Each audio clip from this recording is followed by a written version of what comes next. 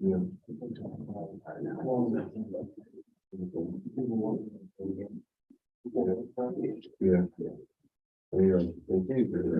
There's this thing that I really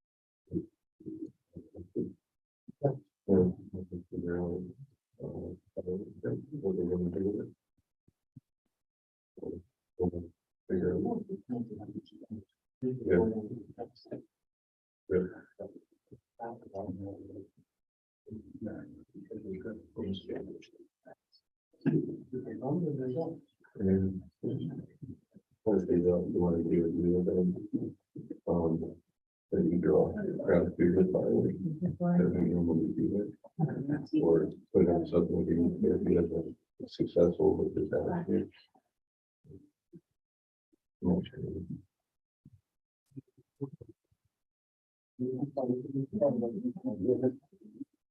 With the plane,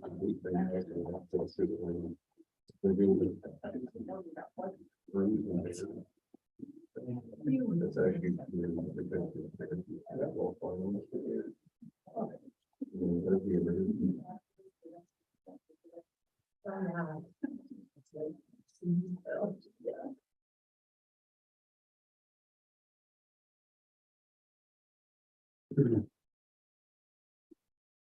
What's it? Yeah. Okay. I will call the Board of Finance special meeting to order at 7 o'clock. Can we have the roll call, please? We have all Board of Finance members present.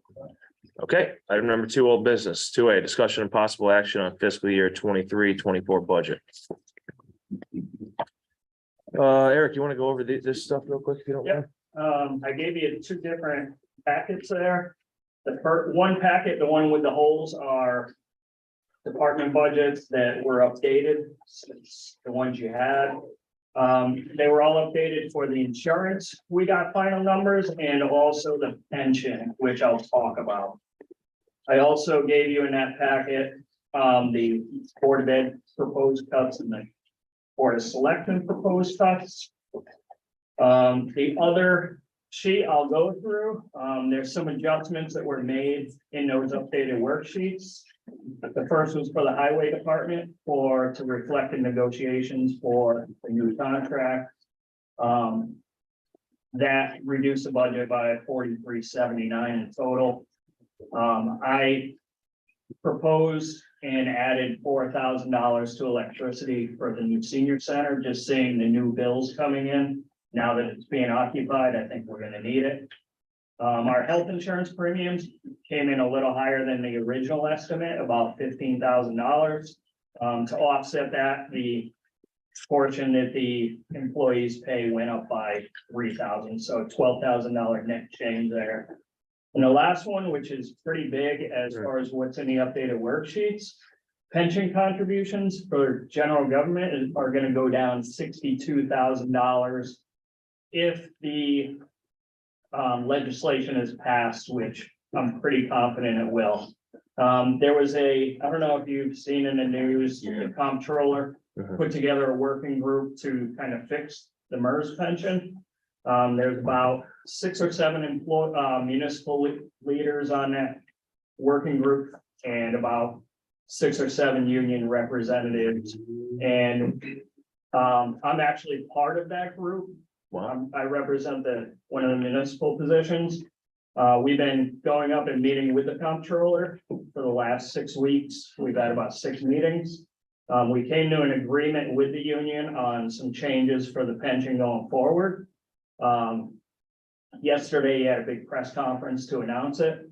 And the only hangup is that legislation needs to be passed, because everything for the MERS pension is statutorily put in place, so that has to be changed.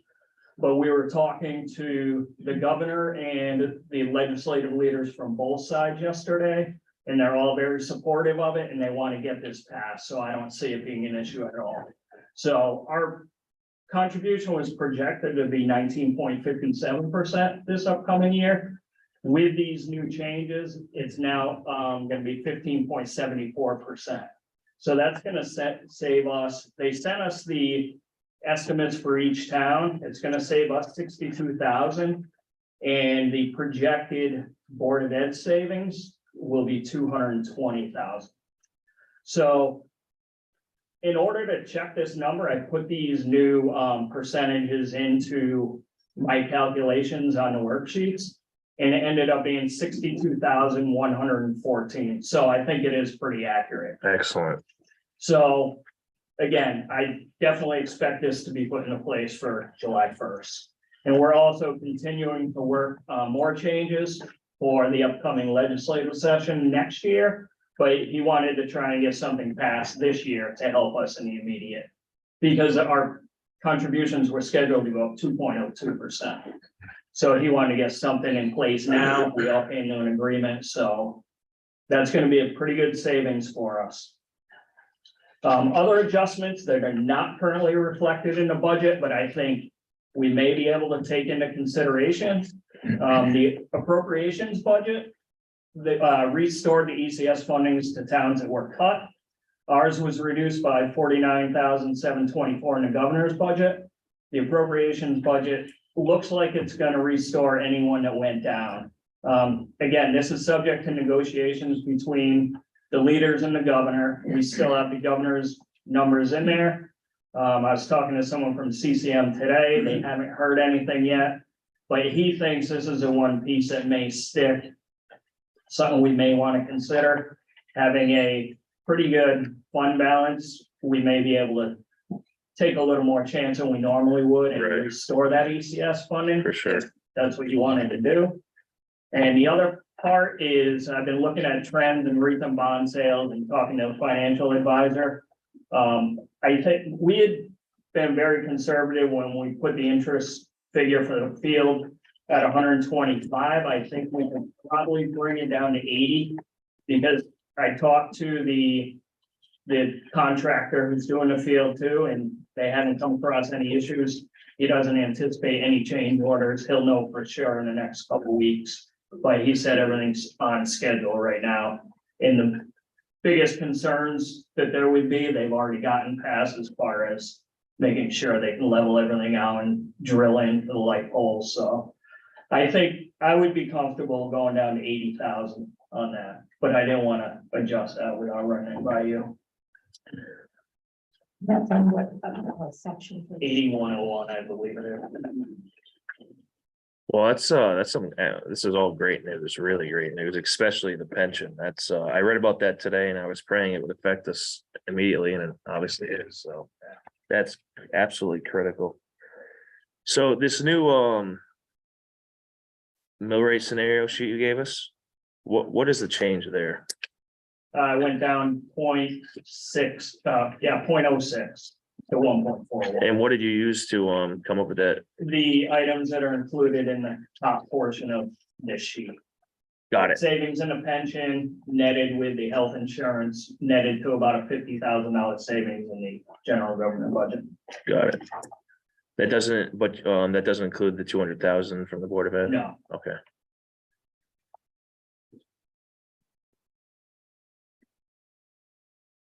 Okay, any questions, as we're starting here?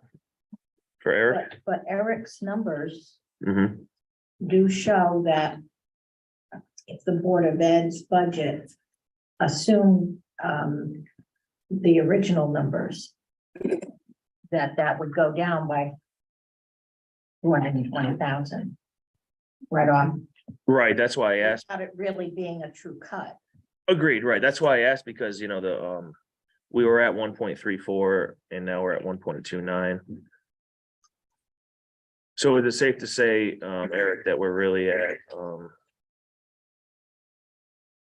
approximately $1 million or 1,050,000? Yeah, if that would be reduced. by Yeah. 220. Okay. So it's pretty, I mean, from what I read, it's pretty, everyone, how the capital works, but everyone seems pretty gung ho about it. It doesn't seem like there's gonna be any trip ups, so I think it's safe Yeah, to, all the leaders were. yeah, very big time, supportive of it. yeah. Okay, so that's great news. So essentially, we're dealing with a $1,020,000. 1,070,000, no? Sorry, 70. It's 220. 220. Oh, I'm sorry, I thought it was 270. So $1,070,000 shortfall, if you will. Okay, how does everyone feel about the items below that Eric didn't include? I'm gonna go out and straight up say I think we should include both, because I think that's a risk we can take and should take. Is anyone opposed to that? Worst case scenario, we're on the hook for 50. Looks like 95,000 approximately. Yeah, I'm very confident with the debt service. Okay, It'll be, if it's not 80, it'll be right around there. okay. It won't be 125. I agree with you, Al. Everyone's okay with that? I'm comfortable with it. I mean, all total on this page, if I did my math right, we'd be looking at 376, 724 with everything Eric just went over. I'm Okay, sorry. can you repeat that? 376,724 is, I think, what's represented on this page. That's the 62, the 220, the 49, 724, and the 45.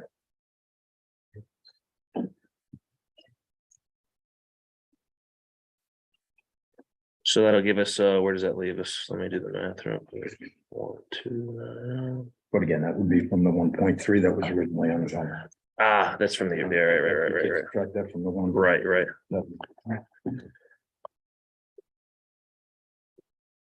So 1, 3, 4, 1. 300. What are they gonna do? I'm sorry. If we were to do those, it'd be 314, 724. All of them? The ones below and the 220. Everything that's above is already included in the. Oh, you were. Right, yeah, Dan I was, reducing it from the old. from the old note. The old Yeah, mill rate. okay. So what does that leave us at? If you don't mind, Eric? For mill rate? Yeah, well, the cut needed is easier to, 1,070,000. well, that's not including, the two Right, back things. to 220 out of the 1,290. Right, but then you gotta back out the two bottom things too. Oh, that's right. You did. Yeah, those in right. your comp. That put us at 975, 276 to get to zero. 975. There, just so we're clear, that 220. Yeah. That would still need to be motioned to have cut because that's not incorporated. Right. Correct.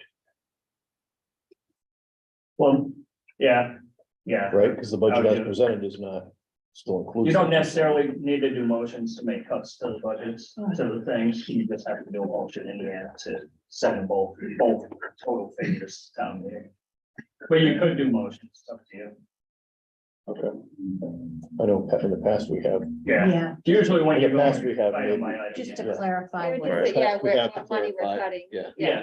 Yeah, So, Sean and, Mary Beth, that's obviously not a problem changing your budget to reflect that. No, and Mr. Chairman, may Yeah. I add some work that we've been doing. We are confident that we can add $300,000 to the tuition line.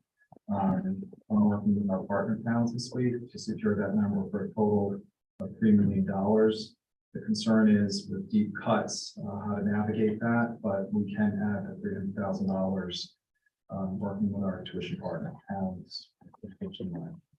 Wow. And that's, normal tuition, special education tuition? It's a combination of both. Yeah. We were able to, so like we were the last time we spoke in forum about registrations confirmed, we had 33, we're up to 38, a combination of more students from Preston, 10 regular ed, special ed, Town, 14 with 10 regular ed, special ed. Right now, believe it or not, with Norwich, we only have 5 regular ed, but we do have some special ed students coming in. So we can confirm that again, but with deep cuts, it would be difficult to navigate it. Right, certainly. Okay, that's another game changer that I think we need to, 975 minus 300,000, is that what we're talking about? exactly. So that leaves us at 675, 276. And that is for both budgets, by the way, combined, obviously, so we're getting, this is it's making our job a lot easier. First of all, thank you for that. That's amazing. Okay, so a lot has just changed in the last 5 minutes. Yeah, cut it in half. Yeah, that's like, yeah, The mill rate increase right now, incorporating all those items would be 0.74 mils. right, okay. So we're down to 675,000. I mean, I'm gonna straight up say there's no way I would support a tax increase at this point, so. I don't know how everyone else at the board feels, but it's time to, you know, do our job and, get that to zero. How we do that? Well, that's up for discussion, obviously, but. Do you want to? Would you like to start with one budget and then go to the next, or combination of both? What do you I think? think I'd like to start talking about the undesignated fund balance. Okay, If anyone's got any ideas on that, I think we were kicking around some numbers that were bigger than the 675 last time we met. mhm, And I guess, like you heard my opinion on using undesignated fund balance for operational expenses, so I'd like to revisit. Is there any way to put the undesignated fund balance towards the one-time purchases and capital? Yeah, if you wanted to do that, you would increase capital by the same amount. yeah, and it offsets, right? So it wouldn't affect the mill rate. And you're thinking about that, Dan, because we're heading to fall off a cliff in regard to roads and some of the other things in town. Well, I think, I don't want to speak for everyone, but I thought it was kind of unanimous that we didn't really want to make too many deep cuts to capital, being the capital presentation we heard. When capital met before us, but also at the public hearing, looking at what we're faced with to maintain our assets in town. There's no doubt that we've cut capital over the years to the point where we're not able to keep up with our scores on the roads and what have you. And we've had 2 road studies, and we keep paying for these road studies that tell us the same thing we pretty much already know. And not funding them appropriately to get the roads to where they need to be. So, in my opinion, that So Dan, you're talking about going above and beyond what the budget has currently. no, I think we need to find a way to fit the undesignated fund balance into this 675 that we're trying to find and make this not as deep a cuts as we were talking about the last time. Oh, certainly. And try to get to that 0% increase. Pass the budget. Yeah, go ahead. The Board of Selectmen had asked the Board of Finance to think about the cybersecurity that isn't in the budget. Am I correct? And the increase would be how much? At this point, we propose 13 to 40. I don't have any clear numbers on that, so. I mean, that is an important thing that we haven't even addressed in the operating budget of that. That's capital item, Eric? Could it be? It could be, yeah. I say we fund it, honestly. Yeah. I say we add it, to be honest with you. I think it's important to add. Usually software and that. Yeah, that's- sort of thing is in the, Well, it depends if you're buying General. physical assets, or usually if it's a lump thing, then it's okay. I mean, it's 6 eggs, 1 half dozen of the other, because Yeah, as we long could just, it's a one-time funding, so that, you know. Okay, that's a good point, and I think we'll definitely I address also it. would like to revisit the ballot in the capital improvement and how that's gonna be paid for through a possible grant, which we could also reduce the capital. Yes, by that amount. Is there any update on that, Sean, or no? No, okay. One shortly. Right. June, so late June. Okay. Thank you. Yeah. How does everyone feel about that? It's, I think it's Mr. Jeff, Chairman, I personally don't want to depend on a grant, I don't We've either. been- I don't either. taken out at the knees in the past. Can I ask one question about, let's just say that, this budget were to pass, let's just say without any cuts, what would 18% of this budget, if it passed, be for, or a maximum of 17.5, right? I'm just thinking for undesignated, So I you're think sa- you did that math before. You're saying no cuts and no Let's undesignated. just say we took That is everything out of right now. undesignated fund, to flat fund it, what would we, where would that put us for undesignated fund balance? Okay, so Next if, year's amount, if we use that, 675, right, yeah. where does it land us? For our policy.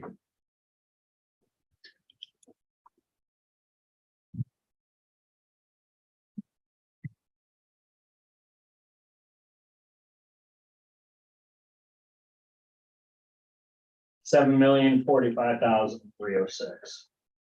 Which is what percent of the budget as proposed for next year? 17.5%. 17.5%, okay.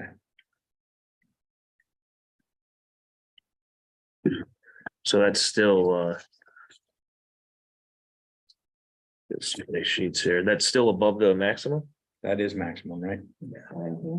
So what we have 17. now would then all of a sudden go from 18% to the 17.5%. Yeah, because it's Well, a we'd be- percentage of a higher amount. Yeah, and we'd be using, Without using a dollar, it would change. oh no, Dan used 675 out of that equation. Yeah. Oh, you want to use 675? Oh, so that was without any, I think I asked two different questions. I yeah, apologize. yeah, no, it's all right, it's all right. So whatever number you just gave us was 17.5%. If we were to use the six, let's just call it 700 if we put that Yeah. 40,000 in or 25,000 in for cybersecurity. We use 700,000 from undesignated fund. You want to know where we would be? Where we Yeah, would be as a percentage. percentage of budget for next Do year. you have the percentage that I exactly?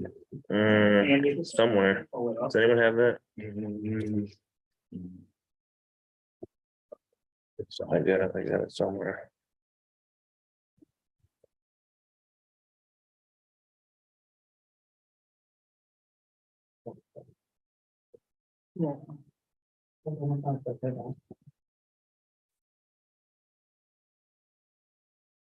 My last projection, we were at right around the 17.5%, 7051514. So if we take 700 from that.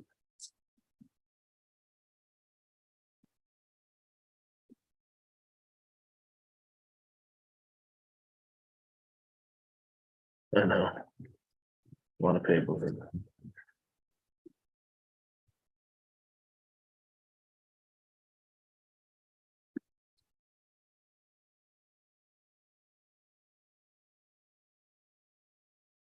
We'd be at 15.78%. And our minimum is 8.5%, right? Right. So still pretty healthy undesignated fund balance, even with an increased budget. And let's go one step further. Mhm. If we were to take 600,000 based on the field project before we go ahead and we bond it, where does that land us? Have to take it another Took 600. another 6. So 1.2 million. Good point, Scott.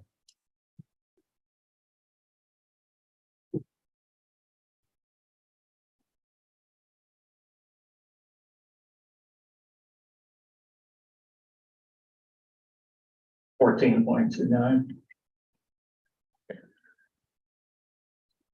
Million, $1.2 million question. Have we gotten any update on the Everything's been signed off on, from what I understand, and sent to finance. that's good. Yeah. Okay, So that's another game changer because that's another approximately 700,000. That's assuming we get the full Yeah, 4 and change from USDA. right. And if I'm remembering correctly, at one of our audit presentations, they were looking for somewhere between, was it 12 and 17 normally, that range? Yeah, they used to say 12 and 15. That's gotten a little more conservative lately. The GFOA has always recommended 17.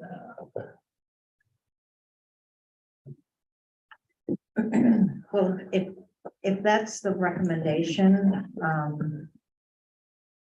going down to 14.29%, I feel uncomfortable with going that far down.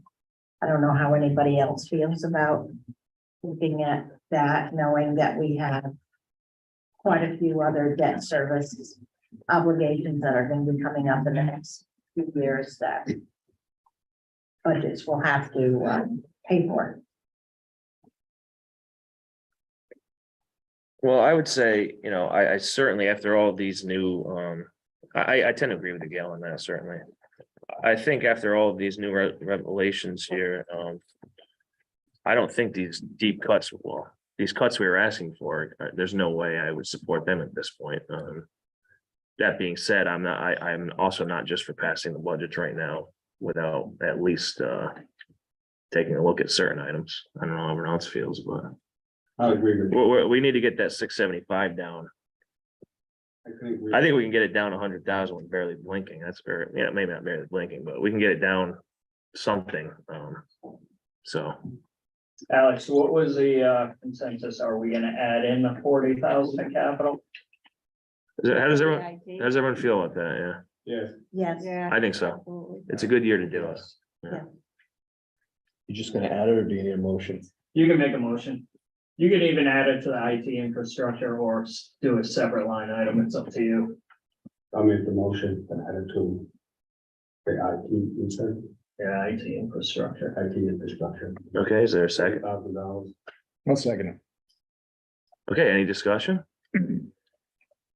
All in favor? Right. Aye. All opposed? Motion carries. Now that brings you up to the 715, 676. Mr. Chairman, just for housekeeping purposes, I'd like to make two motions. Sure.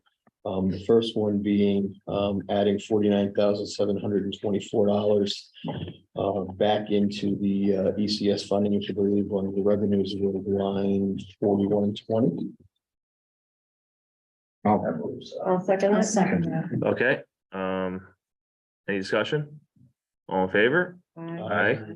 And I'd also like to make a motion that we reduce the debt service line item for the community multipurpose field from 125,000 to 85,000, which is, I had 80. Scott. oh, I'm sorry, 80,000. Which is that 8101? Yes. Yes. Okay, is there a second? Second. Okay, all in favor? Right. Aye. Motion carries. Excellent. Thank you, Scott. So we're up to 715,276.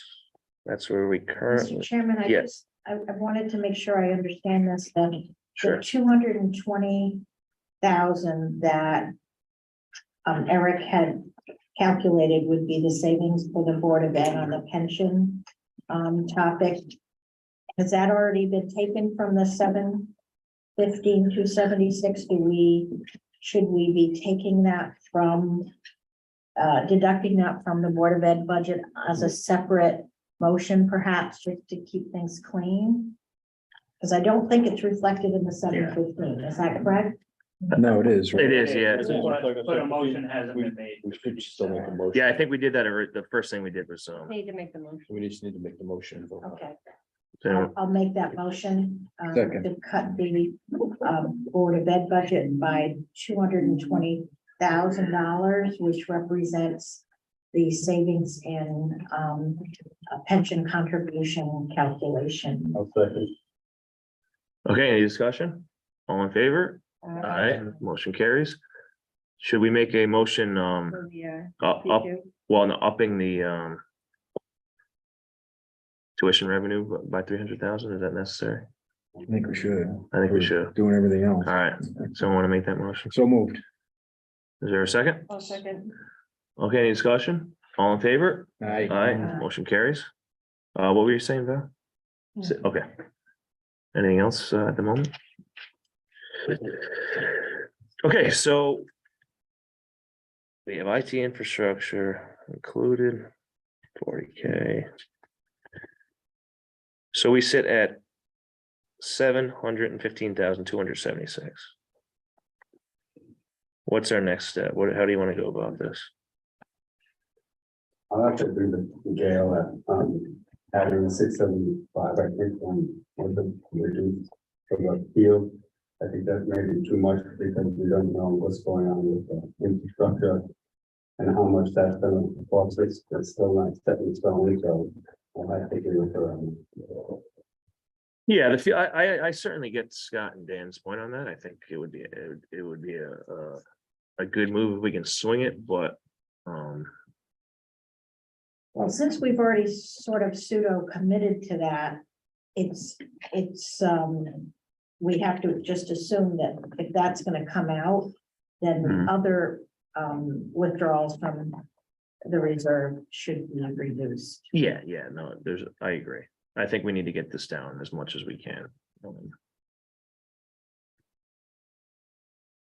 So, do you want to start with the town budget? I mean, I think at this point, I think, the $100,000 cut now. I think what we start doing is trying to get a consensus and then narrow it down from there. Does everyone agree that $100,000 at this point is way too much to cut? Yeah. Correct. I agree. Correct. Does everyone think 60,000 is way too much? Yeah. Does everyone agree that what I'm about to say is there are certainly some things I would be for cutting though? I mean, I'd rather not just pass it. Go ahead, yeah. Mr. Chairman, Yeah. Even though I know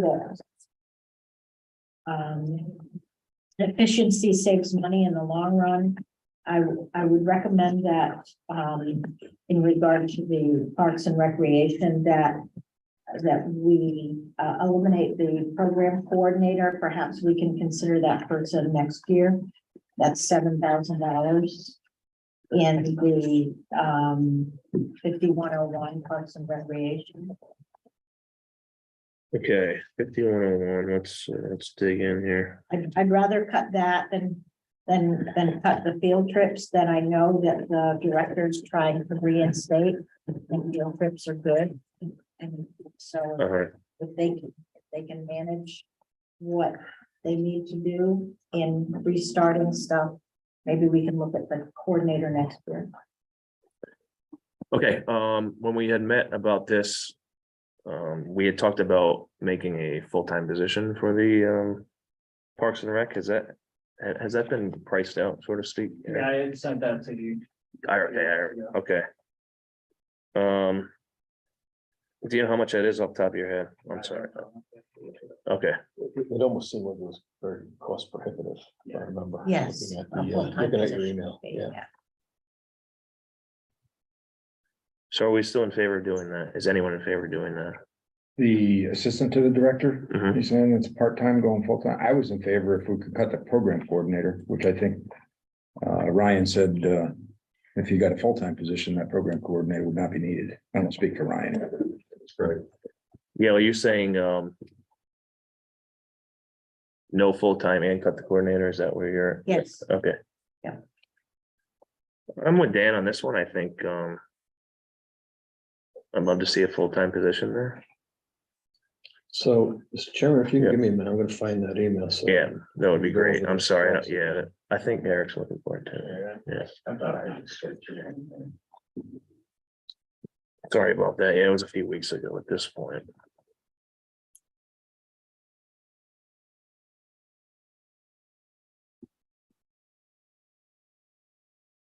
Yeah, because there's no benefits right now with that part-time position, right? Right.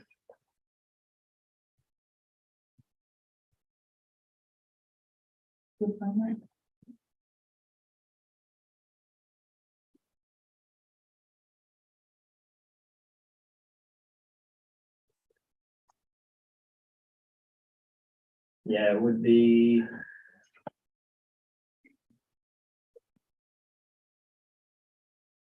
Since we don't know the scenario with health insurance, it would cost us an additional, like being conservative. It would cost us an additional 54,000 to have a full-time assistant, coordinator, That's with an annual salary of what, Eric? 36,824. So less than the assistant director at the senior center. Or at least proposed. It would end up being the same eventually, but the first year salary is lower. So after a year, they'd be making the same. Yeah, all right. Oh, boy. So is part, Mr. Chairman, is Partner Rec's the only one that doesn't have an assistant? Only one that doesn't have a Full time. full-time assistant, the planner has a part-time assistant. Other than that, everyone else has full-time.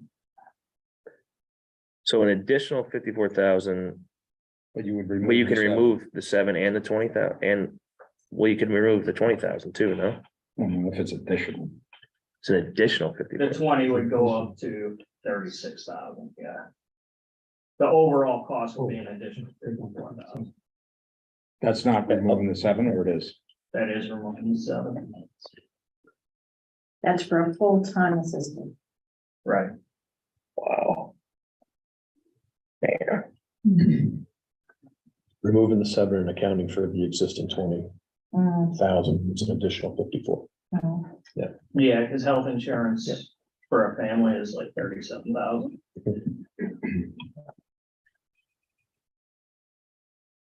Oh, boy. I just don't, I'm not in favor of full-time assistant this year. I agree, Gail. It's a lot of money.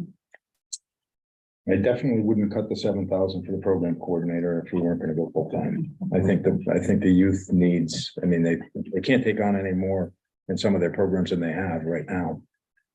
So I would not be in favor of cutting the 7,000 for the program coordinator. if Me that's the either. case. If we're gonna leave, yeah, Yeah. one with a part-time assistant. I feel bad. I would have loved to get a full-time assistant. I mean, that's a lot. Unfortunately, that's a lot of money. So, We got like- I have a question for Ryan, or for the first selectman. So you're at capacity right now in your program? Correct, for the youth center. Okay, so this is your first real full year since COVID, second full year since COVID? Probably like 2.5. We're actually one of the only departments actually open. Were you at capacity last year? Last year, we're very close to it, not like this year. So let's go back to the final year before COVID. Were you at capacity then? No, How, Yeah. where were you? 75% capacity, we're, 80%? I guess, I would say 75 would be safe to say. What really hit us this year was the 5th grade class coming in. It was like triple what we used to. So I'm just thinking future, 3 years from now, like same enrollment, what do they expect? how do you, I guess, intend on increasing capacity? Because I mean, I've seen some of your messages where you're kind of, Yeah, you can't go any bigger than where you are based on your No. facility. for SODI, we can't. I mean, we're at the end, having a full-time, like the idea, for me, just being full-time, it's $209,000 you brought in revenue. So just consider what another full-time person will do. So that would probably cover the cost of the 54,000, but with that said, like, we're, with that role, the idea was to go outside of the youth center, go into the kind of like the community and focus on 13 and up year olds. Okay, so you mentioned 5th grade. How much did the 5th grade increase? 5th grade, we had, so 12 kids. Yeah. Was in the first month, and then went up to 22 in the second month, and then we just stopped. So if you were at capacity last year, what dropped off then? Because if you Yeah. gained that many kids, what did you lose? So 13-year-old go up to high school. Okay. So that was, we had quite a big group. Okay. you know, that came up and now they're in high school. All right, that makes sense. Yeah.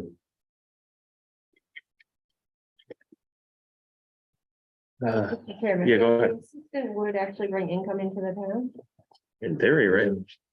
If I had a full-time assistant, like even for the youth center, which is a free program. But there's programs out there that could help us fund it, like Care for Kids, because the child care center. I don't have time to actually apply for that for all the students that come in. And the thing is, there's no cost to the students, so if they can't do it, they can still attend. There's a revenue that we never even tapped into. And that's for the whole school year. I hate to put you in a spot, Ryan. You know, off the top of your head, you had that breakdown for us. I can't seem to find it now about how much revenue you brought in versus how much your department costs and what the delta is. So it's 209,000 that were brought in for fees, Okay, And the grants were in that? Yeah, Yeah, okay. That's all I And then it was whatever the budget's at. Yep. So, and that doesn't even include the donations. Like things like that, that I didn't include, because you really don't know what it's gonna be next year, so it's not really Mhm. fair to say, you know, we brought this in, we'll get match it next year. If I remember correctly, based on last year's revenue numbers, your net budget was somewhere around $184,000. Yeah, that sounds right. That sounds right. $184,000. And if you look at the big picture, Parks and Rec programming is pretty much all their expenses are covered. All the expenses really have is the, you know, the building, the staff, you know, things like that, the stuff that we use for the building and parks. Things like that, electricity. Ryan, you said at one of the prior meetings that the youth center serves about 43 members. Yeah, our cap is 43 because 50 is the fire marshal rate. Right, Yeah. okay. Yeah, and we have 13 on the wait list right now. And the thing is about the wait list is I probably turned away 20 or so. But I say you have to go join the wait list. And for some reason that little step doesn't happen. But those who really need it are on that list. So go ahead, Scott, go ahead. So just looking at your list of cuts. Dana. At the $60,000 limit. That was not included as part of your cuts. It was at the 100. But it wasn't at the 60, so obviously you agreed strongly enough that there was a need for this additional Absolutely. position to have it not show in round one. Mhm. We have a lot of kids in the community that really need some services. Eventually, we will need buildings, but we won't talk about that right now. So Dan, do you still want to go for it? The full time? Yeah. I guess I'd like to understand a little bit better about if Eric, if you could give us a breakdown of where that 54,000 is coming from. Because I'm trying to do the math in my head. Me too. Then subtract these other things out and I'm not getting.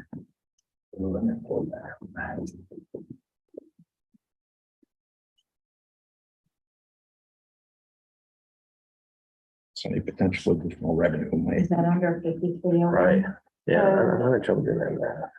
Yeah, 5301. 36, 84, 820. So the part-time assistant going to full-time would be an increase of 16,308 Yeah. in wages.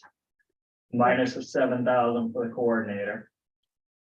The difference between the FICA for the two would be an increase of $79. The health insurance would be 37,866. And the pension would be 7,206.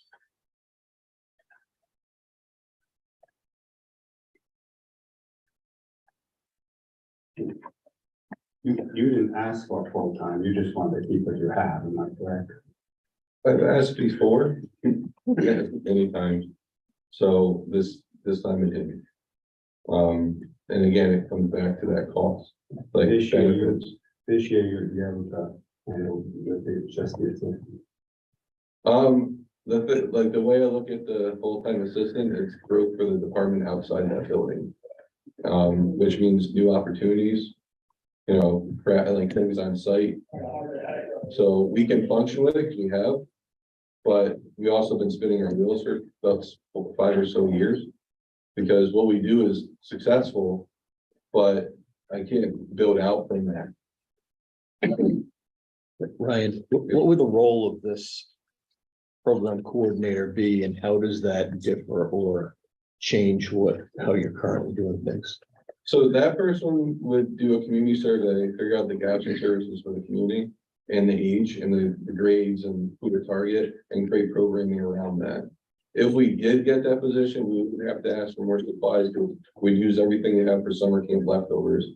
Like we'd be doing field options and arts and crafts and you name it, using what we have in different locations for the first year. Also, I'd have 4-H camp. Mark Cano, who actually was the director before me, works at Yukon Extension 4-H camp. I've been trying to bring 4-H camp to town. What I need is a leader. So that would be part of that role, to bring a 4-H camp. That's a STEM model. So it's not the agricultural side, it's the STEM side. So that would come into the building. It'd probably be done after hours, so after 5 when we close. Also, if you have that position, we have opportunity to extend their hours maybe by a little bit more. Because we would have that person who can now cover a little bit longer than we're open, and we still have staff that were there anyway. Mr. Chairman, in my opinion, we're trying to get to a 0 point right now.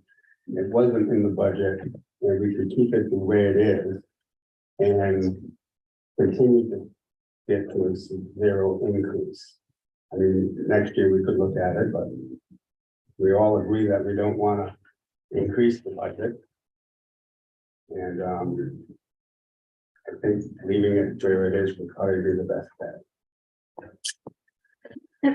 Mr. Chair, yeah, I think it just came up because we were looking at cutting the coordinator, so that's how this whole discussion came upon us. Well, I don't know. I still think it's worth it, to be honest with you. I I do really too, and do. we've said, I'm sorry, Alex, we've Yeah. said a lot about a lot of other things. If there's any year to do these types of things, this is the year to do it. With the healthy undesignated fund balance. Mhm. But he has a We're maximum talking about number of- additional revenue coming in from potentially from tuition students at the Board of Ed, barring any deep cuts. And if we were to make those deep cuts, I would venture a guess that the 300,000 additional revenue is not going to come to fruition. I think we need to look at. I think we need to look at the revenue side as well, not just looking at it as a total expense. And, you know, that health insurance number was on the high side due to a family. If it's not a family, it could be much lower than that. Right. Mr. Chairman? Yep. You know, on the youth center side of it, 43 members is their maximum because of the building capacity.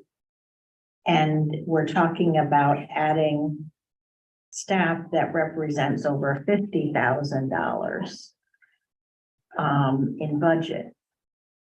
I just don't think that's an economical trade-off right now. What I keep coming back to is the fact that in reality, this whole department really only cost us $184,000. I mean, that's the thing. It's. And Mr. Chair, so Uh-huh. I think I misunderstood something. If they did the full-time assistant, I thought we could service more children because it would be outside of this youth center. Is that correct? Correct. So we would be servicing more than 43 children. Yeah, you'd be creating almost like, they're called block programs, but it's like a top program for soccer. Now you have somebody who can lead that. So now you create a new program like that you never had before. So, and you can have, it's a recreation, so it's a pay for play model. So that's a revenue coming back into the town. And non-residents would pay more. So we're not, so it would be more than 43 children if we. Yeah, absolutely, because you'd be now taking, you know, you have your 43 children that they go to the youth center. This is outside that realm. This is that, you know, the kids that maybe get into sports. You can bring in certain contractors in to run these things, but also you need a person to schedule that and make sure they're done correctly. And the school has been so good to us that we could put things at the school during their normal times after hours, of course. That would really benefit the community because it's kind of the community center of the whole town. So that was gonna be part of my question. You're at capacity at 43. Yeah. So your game plan then would be if you got a full-time person, that you're going to increase the number of people that can be part of your program, that you can increase the number of people that can come to the rec center. You're stuck at 43. Right. You're almost So that'll- that doesn't change anything. Yeah. So you want to add a full-time person and then you're going to go off-site. Is that going to generate any additional expenses? Number one, and number two, what is that going to do to your attendance at the rec center? It won't, because if you look at like summer camp, with 180 kids, only 43 of those are, you know, youth center. There's such a huge catchment in this this town of unserviced kids, especially after hours. I agree with you wholeheartedly. I guess I Yeah. just, I'm not fully grasping your vision on how this is going to be executed. Oh, okay, so it's kind of like what Plainfield, I went to Plainfield yesterday, to visit with the director for other stuff. And I toured their senior center and their recreation center, they have art and craft rooms. They have a person that's hired there part-time to get what this person will be doing Mhm. and setting up programs using their facility. Our facility closes to the kids at 5. We could do programming after that, using that, if we chose to do that, would actually be much easier if we had a 4-H camp program to actually go to different, like, go to the school, post it at the school in their environment. Kind of like the after school and the school program we did years prior before COVID. That was hugely successful. That was 82 different new programs that we had to get rid of because our youth center blew up. You know, their responsibility there grew so massively that we had to take us off the campus. Having this person that would now come back into play, and we already have a scoreboard for that. So who's going to staff or who's going to police this?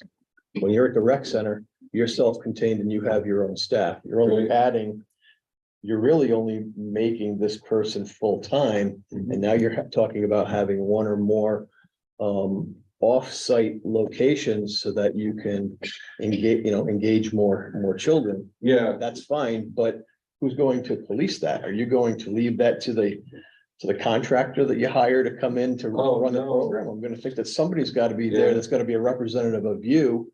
And I don't know, and I guess I'm just kind of curious in my head where I'm trying to connect the dots and saying, if there's only 2 of you, how are you pulling that off? So if you look at Groton, they have a full-time assistant.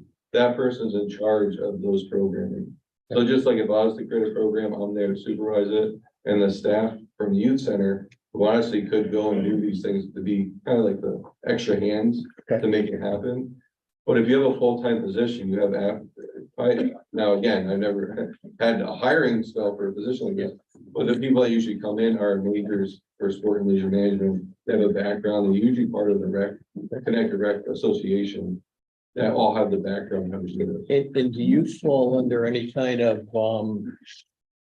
regulations or strong recommendations from some agency that says for every so many kids, you need to have so many of your own, staff there or whatnot? Yeah, Office of Early Childhood, Okay, that's the ratios we go by, okay, especially for summer camp, but we just extend that over. and you're sufficient, and you're confident that you would be able to meet all of those requirements. And they're very, I mean, they go 1 to 10, middle scores, like our summer camp is 1 to 8.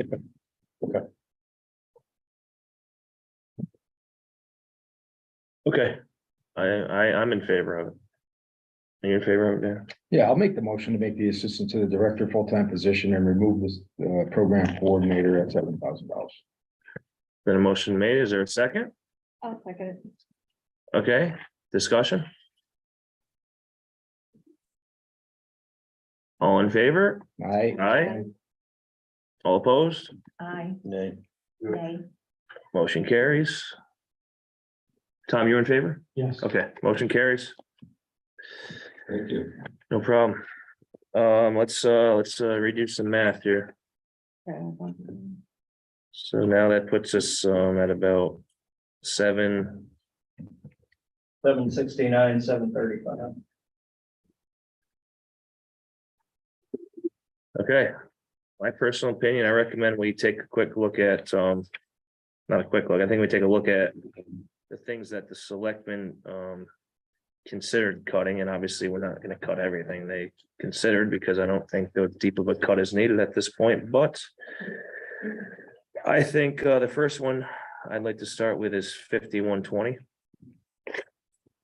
Which on the Board of Selectmen sheet. Yeah. Which is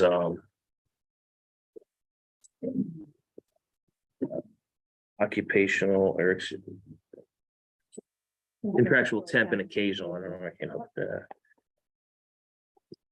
It's at 4,000.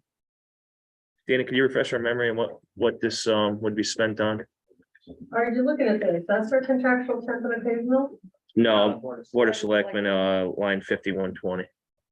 I'm sorry to put you on the spot here. No, I'm sorry, I was. That's all right. looking at the. The board, but the Gail, it's 1201 Board of Selectmen, Oh, and then the line itself, the code is, That's Still been at used in zero? the past for if we have to have anyone come in and fill in for positions, or if they've hired outside contractors for certain things. Is it still at zero now? Because when we got when we got our binder, there was nothing used out of I that. believe it is at zero. We haven't used anyone. I think it's safe to cut it to 2,000 at least. What do you? It is not the recording secretary, correct? Is that the recording secretary that we had tried to? I don't think They had put money in there. That is the recording secretary. One of the things that we have had, people come forward with for some of our commissions and boards, they have nobody to record the minutes. For instance, the ordinance. Public health and safety, which has really beefed up what they're providing. to town. Board of Assessors Appeals, I think, has resolved that, but especially with ordinance, we have a group of people that are working on the ordinance material, but then those volunteers that have been sitting here for 2 hours at night, somebody has to go and write up the minutes, and someone then has to also change the ordinances and send them back. So we had talked about trying to get somebody to fill this kind of position. This also does overtime, but I think this is probably something we'd like to get on to if we can. Because we're not making a lot of progress with ordinance. We have not brought an ordinance to town meeting for probably a year and a half. The full 4,000? Is that what you're asking to hang on to, or Well, the 2,000? we would have to pay somebody probably $80 for a meeting to listen to the meeting, to stay at the meeting, to do minutes, and then probably additional fees for them to go if we had to revise an ordinance. Is this a monthly meeting? Their monthly meetings. Public health and safety is also a monthly meeting. I don't think they have to walk away from public health and safety to do anything with public health and safety control. It's about an hour's worth of work. Yeah, All right, I think, I mean. How does everyone feel? I'm not in favor of cutting it. I would have cut the board of selectmen's budget in the past so many times.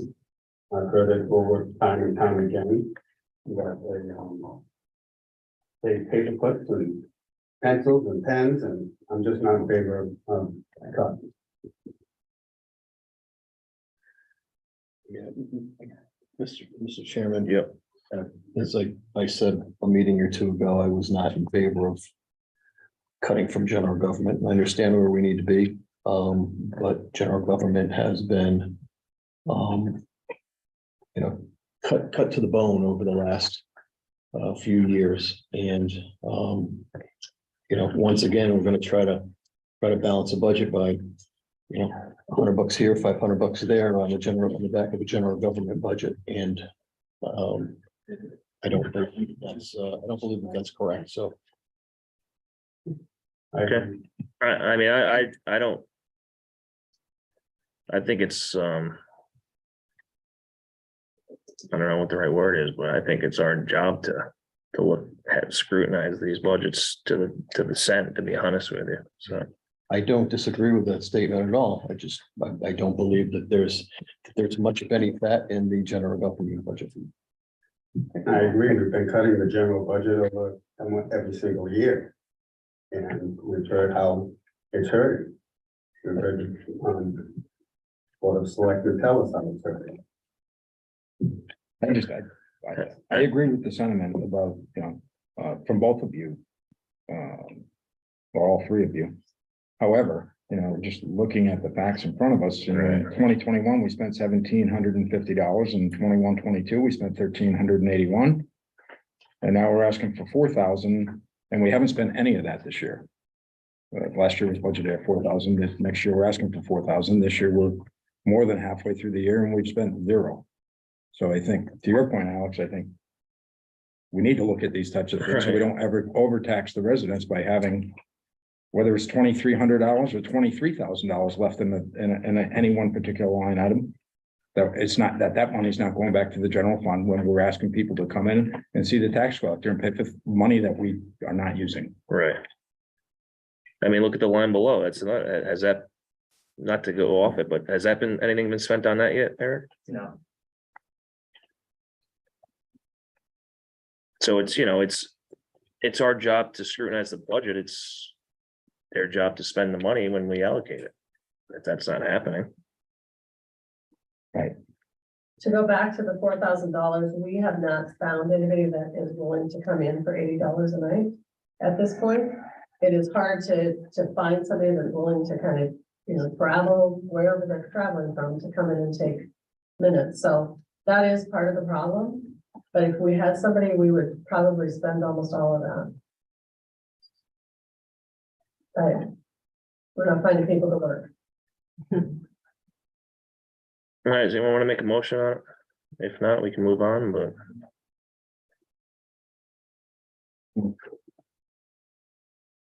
How about the line below it? Is there any, What number? The grant writer, yeah, May I comment on that? sure. Again, we have been really focusing on the water and sewer project, but we have these outstanding items that we really need to work on. Speaking, part of it being the youth center. The youth center building is not really working for the youth center at all. So we have to eventually start to look at where we're gonna find grants for that. So we do need somebody to help with that. We don't have somebody in-house that can do every grant that we need to get done. Right, I just think at least my issue is we gave $4,500 last year, not a cent's been spent, so. What, $4,500, that's a decent size. I pay $5,400 on property taxes in my house. Someone paid their entire property tax and we didn't need to tax on that. That's what I think about it. Okay, is anyone want to do anything, or if not, we can move on, but. only because it wasn't on the list. Obviously silent on that one for now, but maybe come back to it. Okay.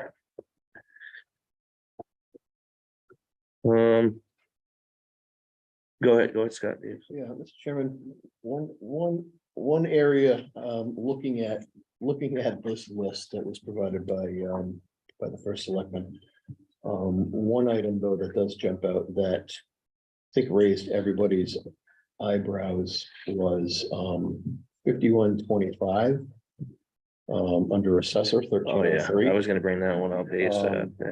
So maybe we should not talk that one out. Agreed. Okay, so 1303.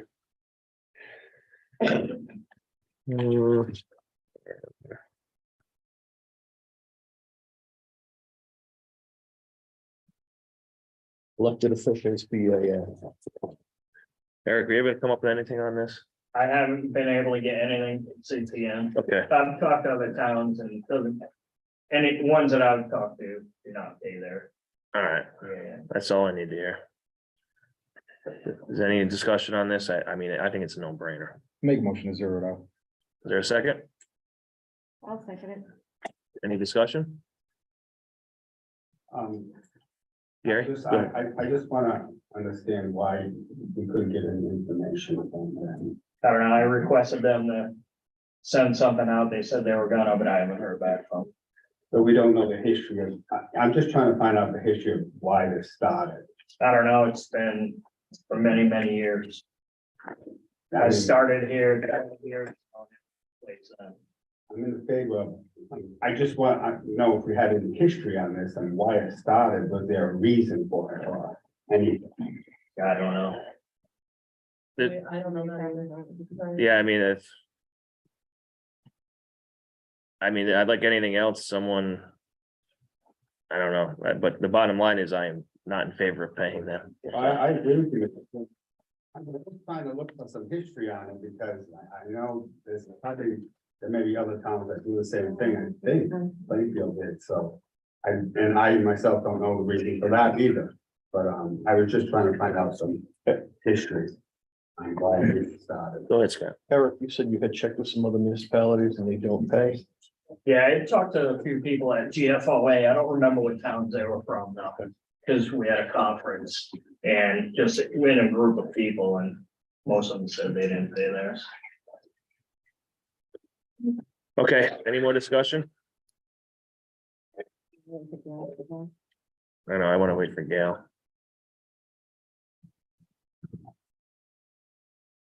I mean, I think we can take a vote. Yeah. I think it's gonna be, all in favor? Aye. All opposed? Motion carries. Okay, we're down to 766. I'll wait till Gail till we vote on anything, but let's discuss anything else. Is there anything else that jumps off the page?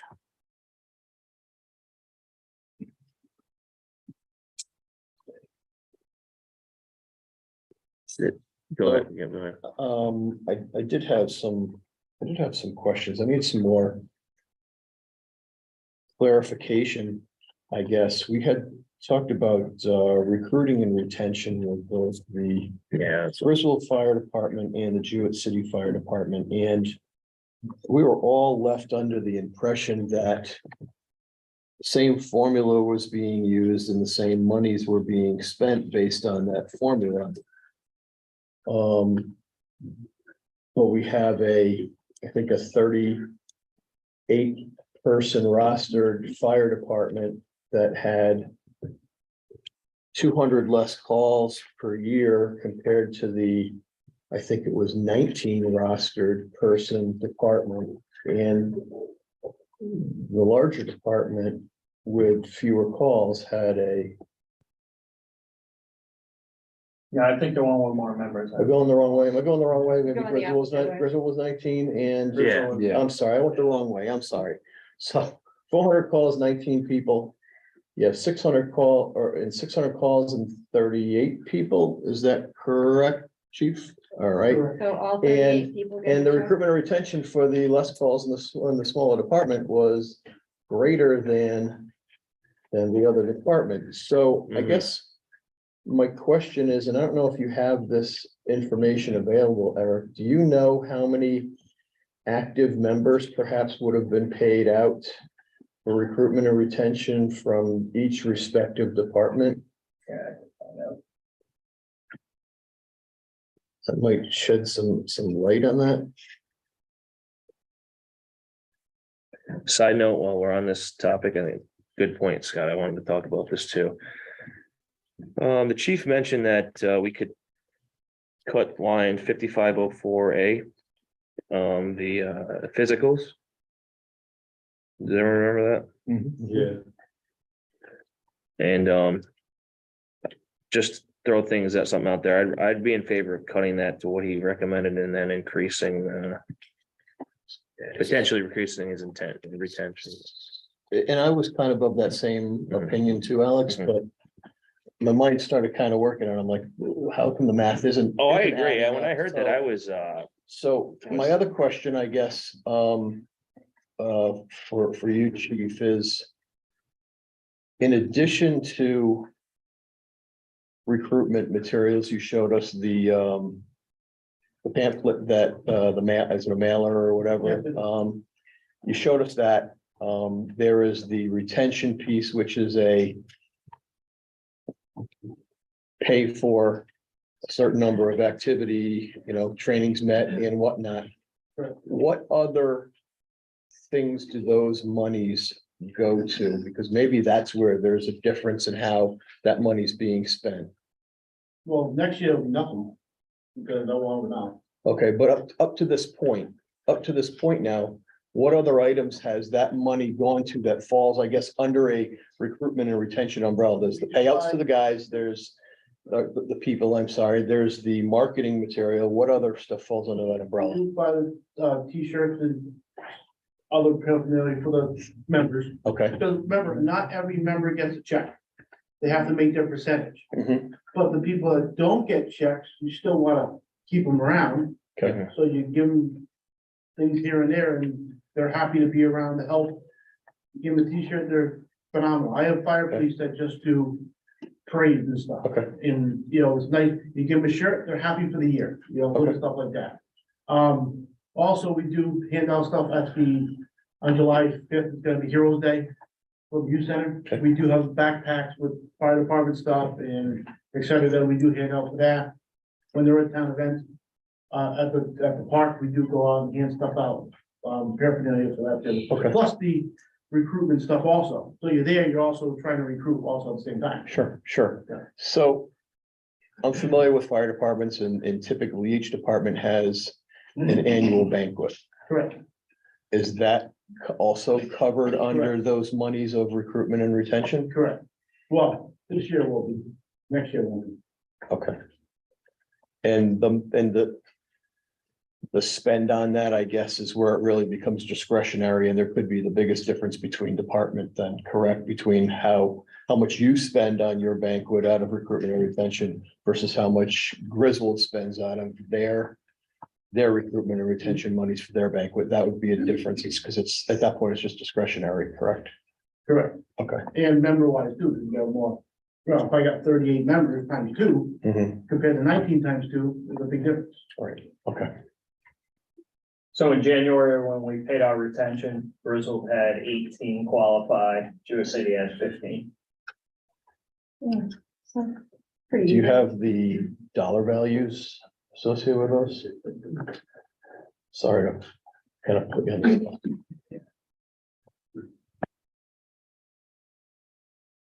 Should anticipate that question.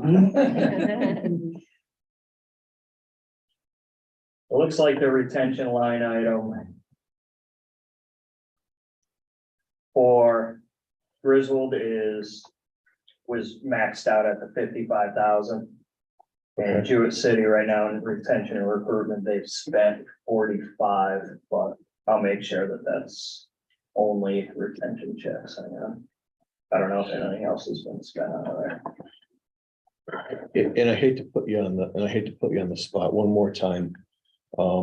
You wouldn't happen to know or be able to access the data that says how much each department spent on their annual banquet, would you?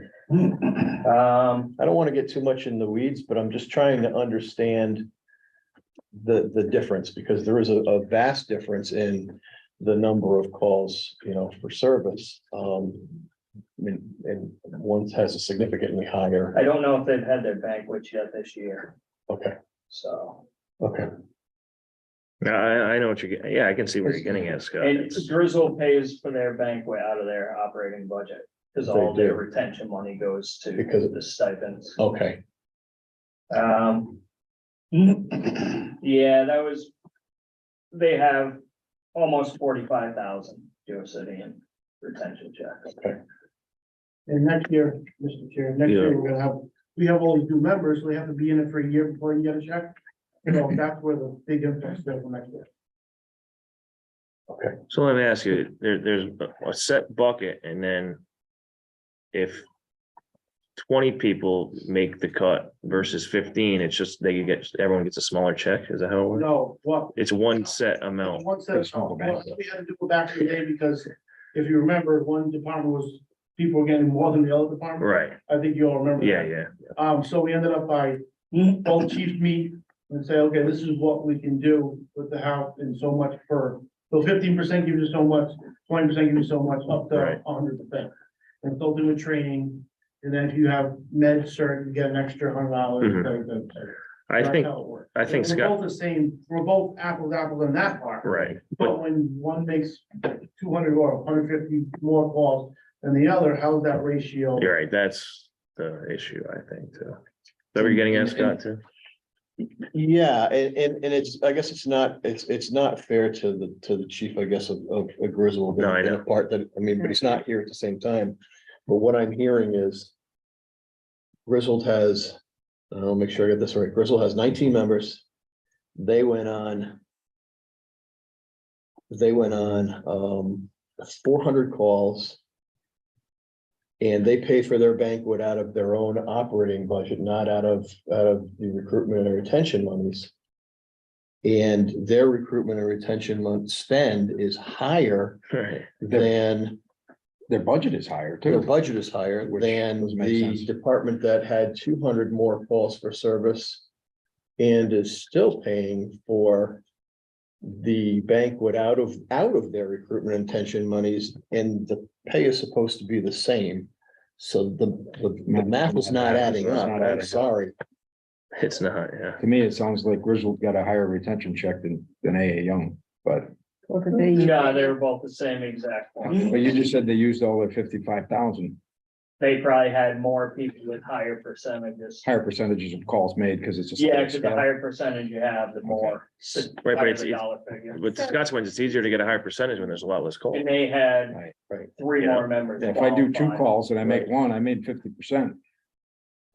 So, I have a Right. question, but is this have been the history for the last 5 years that Judy's always had many more? And You've always had more calls typically. It's always been pretty similar. so how do you fix it? Yeah. So I guess one final question, and I don't know if you can answer both of these questions, or if there's anybody else in the room that can answer a question that you can answer. And not that necessarily matters, it's more just for me trying to evaluate this whole situation. Jewett City and Griswold are 100% volunteer. So I'm going to guess that daytime is probably the worst time for something to happen and try to get a crew together. Am I correct on that? Or, okay, so does Jewett City frequently have to cover calls for Griswold because they can't get a crew together, or vice versa, that So, we're aware of? so how this works is usually when the medicals, we do our own thing. Okay, Car accidents, we'll do our own thing. Okay. Fires, we both usually respond to the same call. okay, So they'll come to us. If not, Lisbon, depending how big or small it is. Yeah. If it's just a smells and bells, then both departments get called out. We cancel them as they come in or whatever. but we're not in a frequent situation where, like, there's a second tone going out because that one station couldn't get a crew to go to wherever they had to go. Well, how we have run cards set up, so if there's a fire, we have a heavier run card because you don't know, first of all, when it's gonna happen, right? You don't know when the fire's gonna happen, and B, how many people you're gonna get. Okay. So, Okay, work schedule does make a difference, time, of day. Mr. Chair, may I just add a comment since the Griswold Fire Department is not here? One of the comments that I heard, I did attend their banquet a couple of weeks ago, was, although they have less calls, people that come from Griswold to go to their firehouse have a longer distance to go to their firehouse. So, they're back and forth, they're using their own path, they're using their own vehicles, so I just want to make sure that's mentioned here. that's a valid point. That's a valid point. Thank you. Valid point. Well, listen, the last thing I want to do is hurt retention for the fire department. Absolutely. They need more volunteers.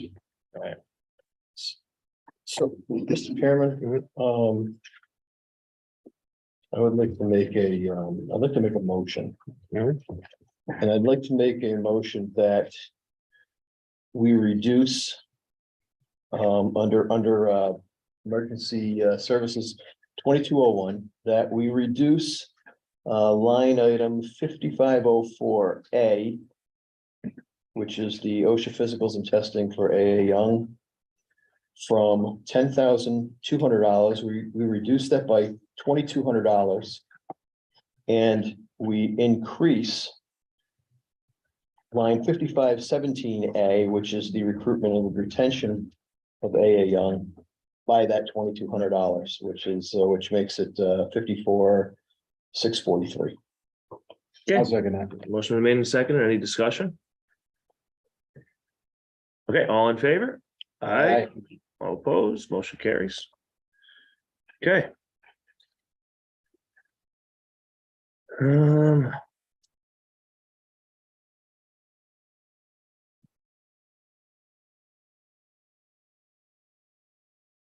Okay, at this point, is there anything else we want to look at? Mr. Chairman? Yes. a question on, Sure. waste disposal 3204. Yeah.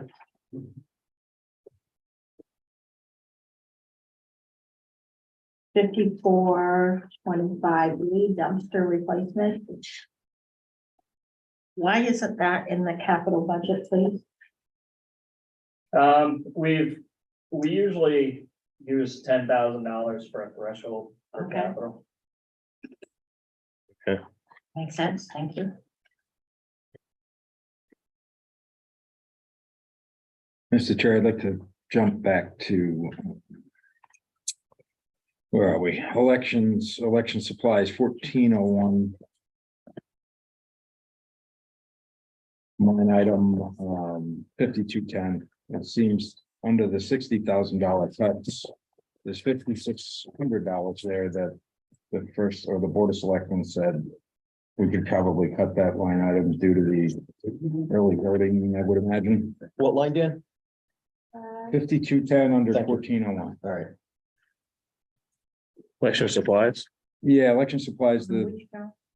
it's a 1401's so on our list that was presented to us from the Board of Selectmen under the $60,000 cut that we asked them to brief us on. There's $5,600 here that they would recommend cutting if they had to, if we had to find 60,000. I think we should cut all the early voting stuff. We already did. Oh, you did? Oh, you did? So those numbers that are shown are representative of no early voting. Correct. I think the big increase they had there was they wanted to get more polling stations.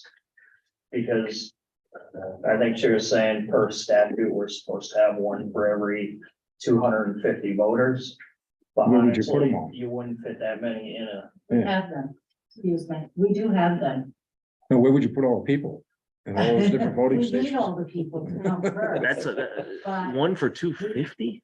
Yes, one voting station. What's that, 100? 250 registered voters. That's 100, over 100 voting stations. which would be physically impossible. Right. We only have like 8,000 voters. Oh, voters, I'm thinking residents, but Registered voters, not citizens. okay, it's still, like that's still, Like 32. 32. and we have enough? Because we have what's called the Franklin Station. You guys come in the room, you see that round station, Uh-huh, that accommodates 4 people. okay, Plus, we have what's called the IVS, which is the handicap voting, basically. It marks your ballot for you. That is considered a voting station. So we do have enough. okay. Sounds You good. know, luckily, janitorial staff, Dan has been very helpful on helping me to replace chicks with care. So we're not in dire need of them. We're not in dire need of them unless some breaks within the next 2 years. So that So line 5210 has already been taken out of the budget. No, Just the early voting portion. yeah, so it's still at 15. So if we have all of the voting machines, wouldn't you attribute the increase from 8,000 to 15,600 for? What can that be attributed to? I'm sorry, I've got to find my sheet here. What is it you're asking again? So the, So election supplies, which is 5210. Yeah. The current budget is for 8,000. The requested budget is for 15,600 for election supplies. We're gonna have have a lot more ballots because we'll have more days, more people working, just more in general of election supplies. But early voting is not going to happen in 2024, correct? Didn't we get that? And we I are thought that looking at mid 24. mid 24. Yeah, they're probably looking at the primaries for 2024, Okay, which I believe are August. So it wouldn't even be this fiscal. so it year. wouldn't be this fiscal year, so we could safely cut that. in. Yes. And we can add that next year. We'll cut that back to 8,000. right, and worst case, Well, did absolutely, you need to go up for other things? Because I know 8,000. Yeah, I like Dan's idea of the 5,600. I'll make the motion to cut the 5,600 from 5210 election supplies. okay, motion been made, is there a second? Second. Any discussion? All in favor? Aye. All opposed? No, Okay, motion carries. Um. maybe just that,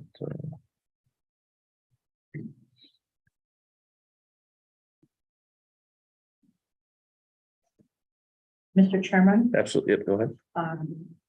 8501 capital expenditures.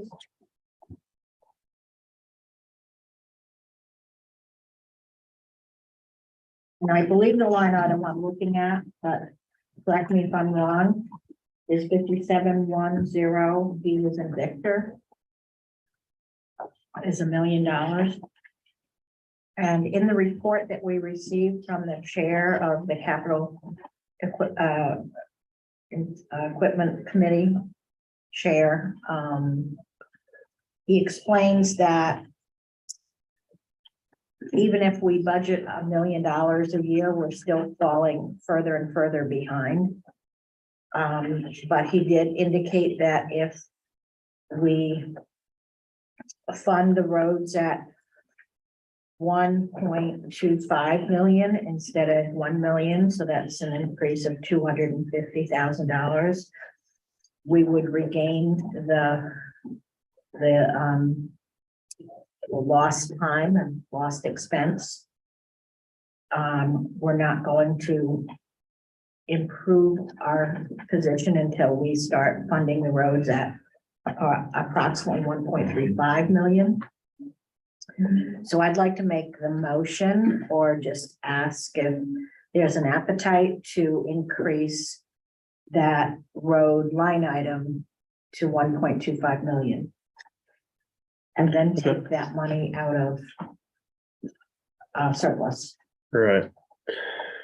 Okay, I have a question. yeah, go When ahead, we yeah. discussed that, Sorry. they were gonna ask Todd if he had the staff to do the roads, if we increase sorry. their budget. Well, we just want to make sure that Todd has the capability to do it. Right. To do that. Todd, do you think you could, I told Eric that we could probably double the budget and still be safe. Okay. There's a lot of preventative and routine maintenance that we could bump up, Mhm. which is contractors and what's the traffic control for that, so.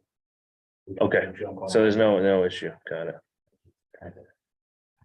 So Gail, you're proposing to add another 250,000 on that.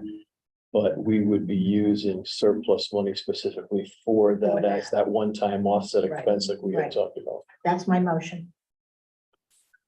I'll second. Okay, discussion. I'm not against the idea, but I think, we would have to certainly pare back how much we put towards the field at that point, because we're still looking at a $760,000 shortfall. Right. So Eric, you spoke briefly when you did your revised numbers about bonding and long-term debt. Do you have any sense on where we might be settling in at when we actually are going to go for a bond for the field and how it's changed based on your earlier predictions? I think we're probably gonna be around 3.75% still. Wow, Still, where were we at, which was significantly higher before, was it 3.9? It was between 3.75 and 4, Okay, which is what we're looking at originally. okay, so really the needle hasn't moved. Not Much. really, but we will get some premium on it, Okay, which will offset the cost of the project. off the top of your head, Eric, do you know how much the bond interest rates were for the school roof? I think they were either 2.5 or 2.9. Okay, good. All right. Just wanted to make sure. Okay, so how does everyone feel about this? There's a motion on the floor. We've been being told that we need to spend more money on the roads just to keep up and not fall behind. The chairman of the committee has told us time and time again that we keep falling behind. If we can spare some of the fund balance and do something in infrastructure for the town, I think it'd be well worth the money. Yeah, I tend to agree with you. Is this a true number on how much we spent last year? 1.86 million, 1.086, It all gets transferred into the road fund, but we've spent over $1 million right? this year. How does everyone else feel? I'm totally for improving the roads. I think that's one of the number one complaints from our taxpayers. agreed. I'm in favor. Agreed. Putting this off for a while. Yep. Agreed. And I think we have the money to do it, and there's no better time to do it. Okay, so all in favor? Aye. All opposed? Motion carries. While we're on capital, I have a question for the superintendent. We had heard from town at the beginning of the meeting with regard to upgrades they need to make for cybersecurity purposes.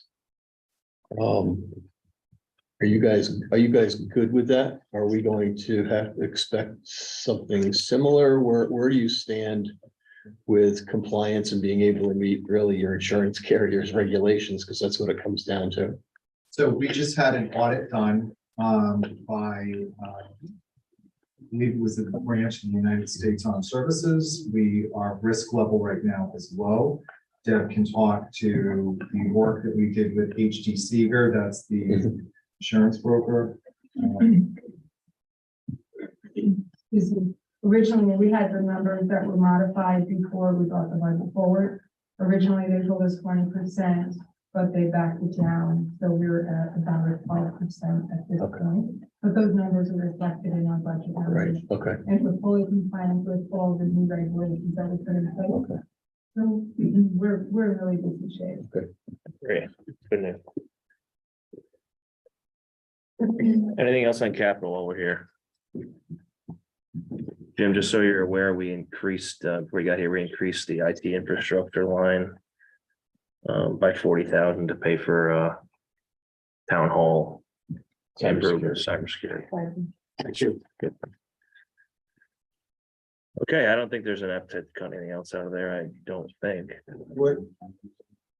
I would like to again mention about the possibility of having the ballots, if we have a chance.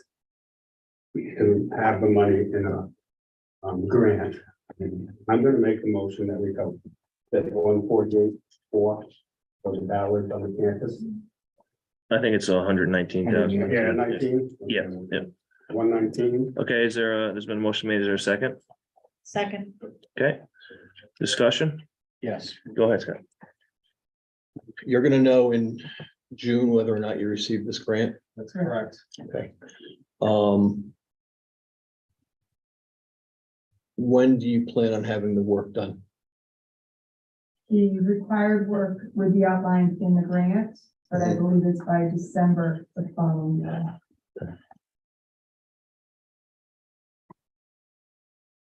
Here's a bottom, well, go ahead, go ahead. That's right. So if we cut it, oh yeah, it's still gonna be in that budget. So what are we gonna do if we don't get the grant? That's all I'm thinking, because it needs to happen. I don't wanna, risk Is it security. something that can get put off till the next budget year? Well, we've already put it off. I know, I'm just asking. No, I get, yeah, If we don't get the grant, It would likely affect the cost of the project. yeah. A few years back, the cost was about a third less than what we received recently. No, I'm not wanting to push it off. I just don't wanna cut it and then find out we don't have the money. all right, I just don't wanna, it needs to be done 100%, at least in my opinion, but it's a matter of, can we skate the line of not funding it, but able to fund it later? Scott, is that where you're going with it? Yeah, and what we're gonna do, because I mean, that would really create a surplus situation at that point, correct? If they got, the grant came through, then we're gonna be looking at it automatically. That goes right to that. 119. Well, For I us, guess we go back against the 250 we just put into roads. So it would be up to you on, you could either leave it within a capital not recurring fund or put it back to surplus. Right, So. yeah, I couldn't go Build against back the up our other unassigned 250. capital. Yeah, that we just put That it. is- I'm just saying, we pulled it out on designated fund, that's what. It would have put, what if we put 119,000 right now in the, I always forget the term. The capital investigator. Yeah. Cause we can always spend that down the road. Well, if you kept the bollards and you got the grant, you could always put it right back into the capital non-recurring unassigned. Right, Work but the the, same way, really. well, the problem is then we'd be overtaxing by 119,000.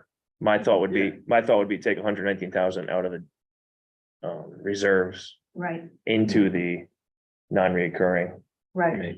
as a worst case scenario that they don't get the grant. And then we could just spend it And then we immediately. don't have to tax them. Then we don't have to raise taxes 119,000. Question on the actual 21-22. It looks like we did appropriate 29,400 for the same line item. Did we already put some bollards in? No, the original estimate has increased, and then when we had the company come out, the quality of the bollards, the recommendation, that also had changed. So we just didn't spend that money? We did not spend. No work has been done on this project. Okay. Okay, so this motion is to simply cut it, I can amend the motion. if you'd like to. Yeah, I'll withdraw my second. Okay, Transfer 119,000 from, reserve. the surplus. Reserve. And, capital non-current. I'll second that. Okay, motion been made in second. And do we want I'm to, still not exactly sure, I'm sorry, Alex, what you guys are trying to do. well, here's the problem. We don't want to overtax the residents 119,000. Yeah. So So- if you plan on taking that, So we're gonna cut that. Yeah. But as a security blanket, in case they don't get the grant, we want to put 119,000 from surplus. so you're gonna. Think of it as have two to different create things. another line item for 119,000 in capital Is that what you recommend? to transfer. Capital So I non. mean, either way, it's gonna work out the same. No. Can we not fund that for $1 to keep that line item open, make the transfer to the undesignated? But in order to transfer, you're gonna need that expense. Right, Mm, right. So I mean, either way, it works out the same if you kept the bollards in there. Yeah. You're still gonna have to have an expense of 119,000 that gets transferred in. But we won't be spending that we won't be raising that in revenue this year, 119,000. We want to use reserves to fund this. Then you would just add to the amount taken out of surplus. So we took 100,000 out and just left 18,000, keep it open. Would that, But you would still have to include the additional 100,000 somewhere. All right, so I want to walk it back because I'm probably confusing and talking about two very different things. Number of years ago, there was an accident or something happened with one of the trucks, one of the plow trucks, I think, with the town hall. And they came to us and said, hey, we're in dire need of getting this truck replaced now. Mhm. There's somebody that has it available. I need, and I forget what it was, 42, 82,000, whatever it was. And we said, 145. all right, all right, hey, we're gonna take that out of the undesignated Right. fund right now, and we're gonna pay for this. That was the unassigned capital non-recurring funds. Can we not transfer money now into that fund to? But it cover would that? work the same way. It would have to be an expense item in the budget that transfers out. But that truck wasn't an expense item in the budget when it Because happened. that money was already there. so Eric, so where would we get it? We don't want to overtax. Right. So where, How do we do this, The Eric? way to do it. tell us how to do it. We don't want to tax the taxpayer to something that we may get grant money for. 3 months. Because we can't spend over 20,000, otherwise we could just say, okay, cut it, and if it gets cut, then, or if they don't get the grant, we'll just buy it. We do have some money in the capital non-recurring unassigned fund you could use, but it would pretty much wipe it out. But I mean, there's no way to do it. You have to have that expense in the budget to transfer over. How much do you have in that line item now? I think it's right around 119, but let me check. So what happens is typically when we close out a capital project, suppose it costs 100,000, or we budget 100,000, it costs 95,000. You guys usually take that additional 5,000, keep it in the capital non-recurring fund into the unassigned. So now it can be used for any capital project. So that's where that money came from for the truck. For the truck? Okay, so then this. Ouija board accounting, bear with me on this one. What if we were to? What if we were to, I don't know, maybe it's a matter of semantics, I don't know. What if we were to? take that item and we were to fund it at $1. Okay? Yeah. And then we made a motion that we were going to fund that item for an additional $118,000, utilizing money from surplus. Sort of like what we did a few minutes ago with the town roads. If they get the grant, we don't need to take that $118,000 out of surplus. We utilize the grant. But if they don't get the grant, then that money comes out of surplus, which would sort of be the same thing if we tried to transfer, taking it out of undesignated. But you don't have the expenses approved. You only have $1 approved in the budget.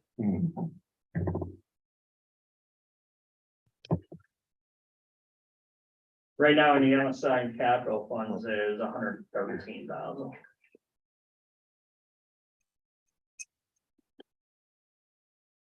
And if the situation presented itself, I know. we could September, October, November, whatever, pull all of that without having to go to a referendum. Yeah, because it's there Because for it's capital there. projects. So Eric, if the grant comes through, we leave this alone, we leave it in the budget, $119,000, they get the grant for the $119,000, does the $119,000 end up going to the capital non-recurring fund? And where does the grant go once that money comes in? I mean, in that case, I wouldn't put it toward the capital non-recurring. I'd have to go back to surplus. Well, the purpose was not to tax the taxpayer. Right, right. Right. The I problem. understand, I'm trying to understand. But there's I'm trying to no way understand. around. We can't do that. At the end of the day, we Yeah. can't. How, what if That's what I we, thought.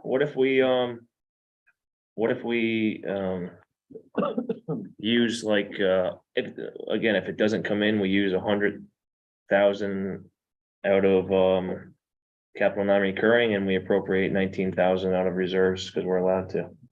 You could do that. So, Let's do that. so we could reduce the line item. Does that make sense to everybody? What I would say. Reduce it by. You're basically then that count at That zero. leaves so us, Hopefully nothing. that happens. leaves us a balance of 19,000. Okay, I'll take back. What did we use this year out of that fund? Out of this. Capital non-recurring. Out of the non-recurring. What have we used, I guess, can you give me historical, what have we used over, say, the last 3 or 4 years? 142,000. I know we did the product, yeah. Last year, some was taken out of there. Trying to figure out for what. Oh, wasn't it? Didn't we fund a Kubota or didn't we fund something? It was for the field study. The field study. Study, yes. The field study, yep. But right, if Sean, am I correct? 2018 December, you funded a quota. Okay, and we took that out, non-recurring. Yeah, okay. Yeah, you did the field study last year. Okay, I'm gonna rescind my motion. I'll withdraw my second. I make a motion to cut that line item by $90,000. Which you said, and if it doesn't come in, we can use that other line item to fill it out. Okay, is there a second? Second. Okay, discussion So you're cutting it to what? by 90, so 3,000. it'll, By 90, so that'd be 29,000. 29,000 left in there. that makes sense to everybody? No, No, it doesn't have to go the other way. no, we have to, we want to change it to 90,000. Correct? Yeah. Use the fund to- I didn't want to cut it by a hundred. I thought about cutting it by 100,000. For referendum. Correct. But I thought you guys were I saying thought we were gonna take 100,000 out of the non-recurring or unallocated, into it. and then we were gonna do a transfer of 19, so we would have to fund that at 100,000. In order to be able to do the transfer from. No. You're paying- You could do it for $1. You could leave it in here for $1. Yep. Take 100 from capital non-recurring. Do a additional appropriation for 19, Okay. and then you get it. And that way it's not, if the grant comes in, there's no tax. Okay, So the motion's been made, so you gotta Sorry, rescind you need to- Got that? you gonna rescind it again? Little man. Don't want to. You're gonna reduce it to $1. Then I reduce it to $1, that line item to $1. Okay, Simple enough. is there a second? Second. I didn't say that in the beginning, right? Discussion. Everyone on board with this? That makes sense at least? No, it makes absolutely no sense. I'm totally confused. Are you busting my chops here? or what? Okay. I'm trying to laugh a little bit. We're not getting very far. All right, all in favor? Aye. Aye. All opposed? Okay, motion carries. We just gotta work through it sometimes. Now we're down to 660 approximately. Anything else with the town board? I have 642, 136, we're down to. Even better. Even better.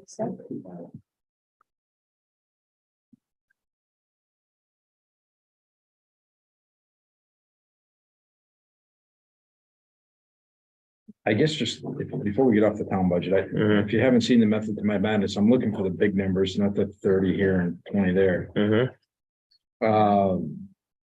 I guess I would just question, what would the cut in building repairs, 1803,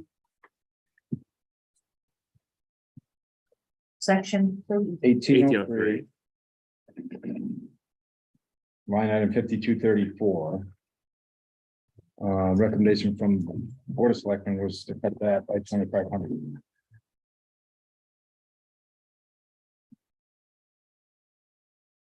Yeah, they cut a little from building repairs from each building just to try and get to where you guys wanted to be. It Yeah, I wasn't guess- like anything was cut out. What's the actuals this year? Because I got 995 when you printed off our binders. The actual for 1803 is. Or now we're at 2759, That's for the whole thing or 5234? 5234. Yeah, 27. So we've spent, So we're at 20.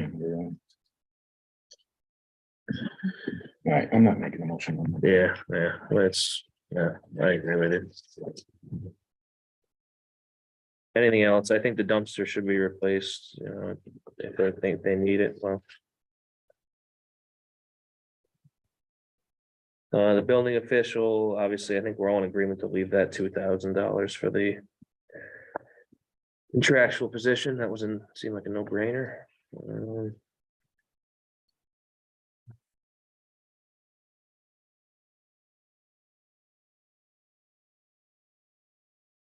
Anything else?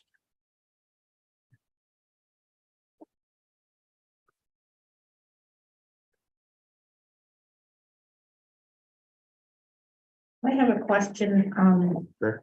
Mr. Chairman. Sure. In the list that the first selectwoman had given us, on the back page, the bullets under cuts requested if there was a $100,000 reduction.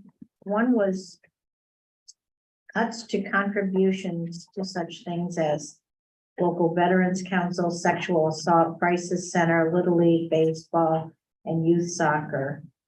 Are those all voluntary? I thought we sort of had a suggested amount that we normally followed for those donations.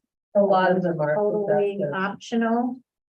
A lot of them are suggested, some of them are voluntary, am I correct? And I don't think they ended up on this list, but then, No, the only one you had on there was like $50. yeah. And they're not very big anyway. right? Yeah. All right, thank you. Thank you.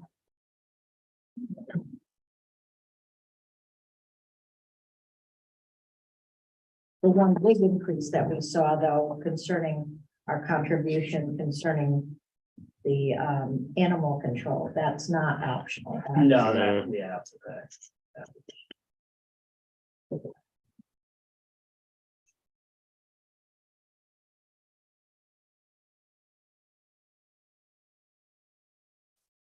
Eric, where are we right now? 642, 136? Is that what you said? Yeah.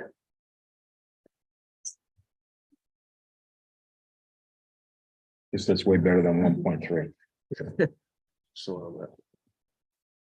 Okay, anything else on the town? I think we're kind of settled in here.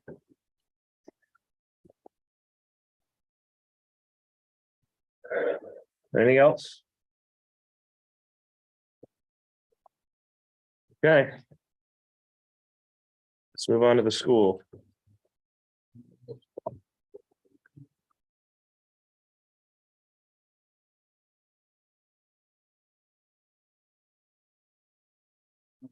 Okay, so,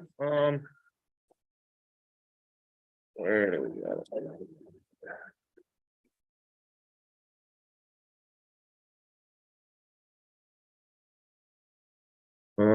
If we can all. Well, I'll start off by saying, obviously, the idea that we're gonna cut the school budget at this point, 600,000 is ludicrous. That being said, how does everyone feel at the moment about this?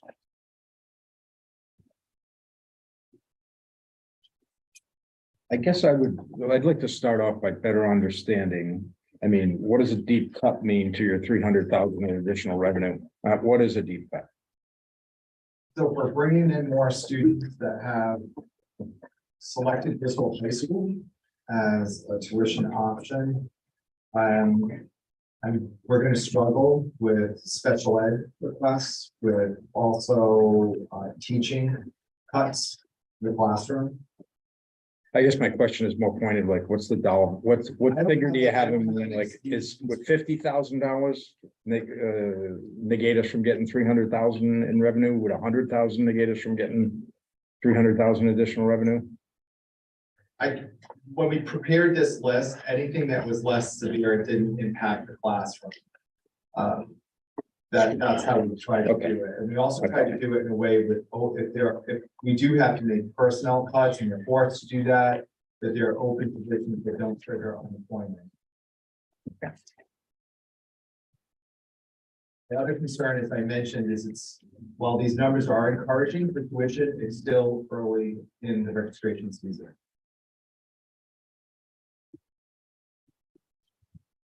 So these aren't committed students that are coming, that 300, that's pretty much. No, that is committed students. Okay. What I'm saying is there's a strong potential now that we will have more More than or less over the next several months, actually. So did I hear you right? You're talking about your level one cuts. Your level one cuts won't significantly impair. The level one cuts, the first two, no. The paraeducator cuts, I do have concerns about now that we've committed the students.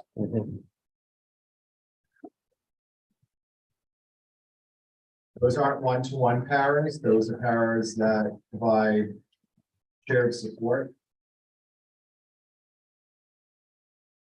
There is a paraeducator in there that supports the Bristol High School Learning Commons. But the Learning Commons is much more robust than a traditional one. So you had mentioned that you anticipate having 2 retirements. We do, yeah. Does this factor in those 2 retirements? That's factored into the initial budget proposal that we submitted. Into this?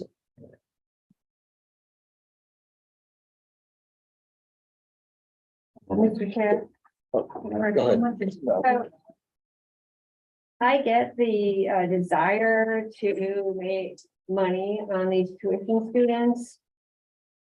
But what is the impact to our Griswold students? I get we want to bring in them, but we want to make sure that if we can't take extra tuition students because we don't have the teaching, do we have the teachers to commit to the Griswold kids that are here? Yeah, And that we have to currently, take and care. that's why we're trying to not cut any classroom positions. So this won't be any classroom. It's just the extra. I see interventionists and other. So There are, at the end of the day, yes, we can educate our Griswold students that live here. right now with the current level of staffing at Bristol High School, that is correct. Unchanged. And the current level of staffing, there's no issue with taking more students on, you know. So I had another question. So when you presented the budget to the Board of Finance, I think you referenced the letter from the Norwich Bulletin of the day about Norwich Public Schools The school of choice now is no longer Bacon, No longer Waterford. Bacon, no longer Ledger High School, no longer Waterford High School. So those high schools are offline for Norwich students. Right. NFA and Griswold are it for their designated high schools. So I guess you probably can't answer this. It would be more of a question for how they made that decision. And I'm assuming it's because Griswold's tuition is cheaper than or less expensive than those three schools that. I we just think that mentioned. that's a good question. There are two things. The Griswold, I think Griswold High School does a great job. It's a smaller school setting. There's more personalized attention. And we do have the alternative school, which is 50% of the students registered. That is a special education program. 50% of the students registered at that program are tuition towns, including Norwich. I guess, but what I was driving at, is have we looked at increasing our tuition even slightly, but still being less than those other? We did. We actually went up 2.75%, which is right about what other districts are doing. And remember, it's a tiered approach, Dan. So there's one charge for regular education. There's one for what we call resource room special education. And then there's a charge for the alternative schools. So for regular education, it's 13,298. Special education is 26,655. And for the alternative school, it's $48,139. And also your arrangement with Norwich, they pay zero for transportation. So I'm gonna guess that probably is another driving factor in their decision-making process, that they're not busing anymore, having to pay for busing the That's correct. Bacon, Waterford, all of that. They've got a great arrangement because you guys are already in the area, so they're not paying for transportation. The one tab, they do pay for their own special ed transportation. So if they have students that require something above and beyond the norm, Norwich Board of Ed covers that cost. Okay, And so we don't pay that. We Right. pay for that. right, okay. You're essentially just picking up and dropping them off on the way through. We have students that. You've got to go to Norwich Norwich Tech, Going right anyway. right?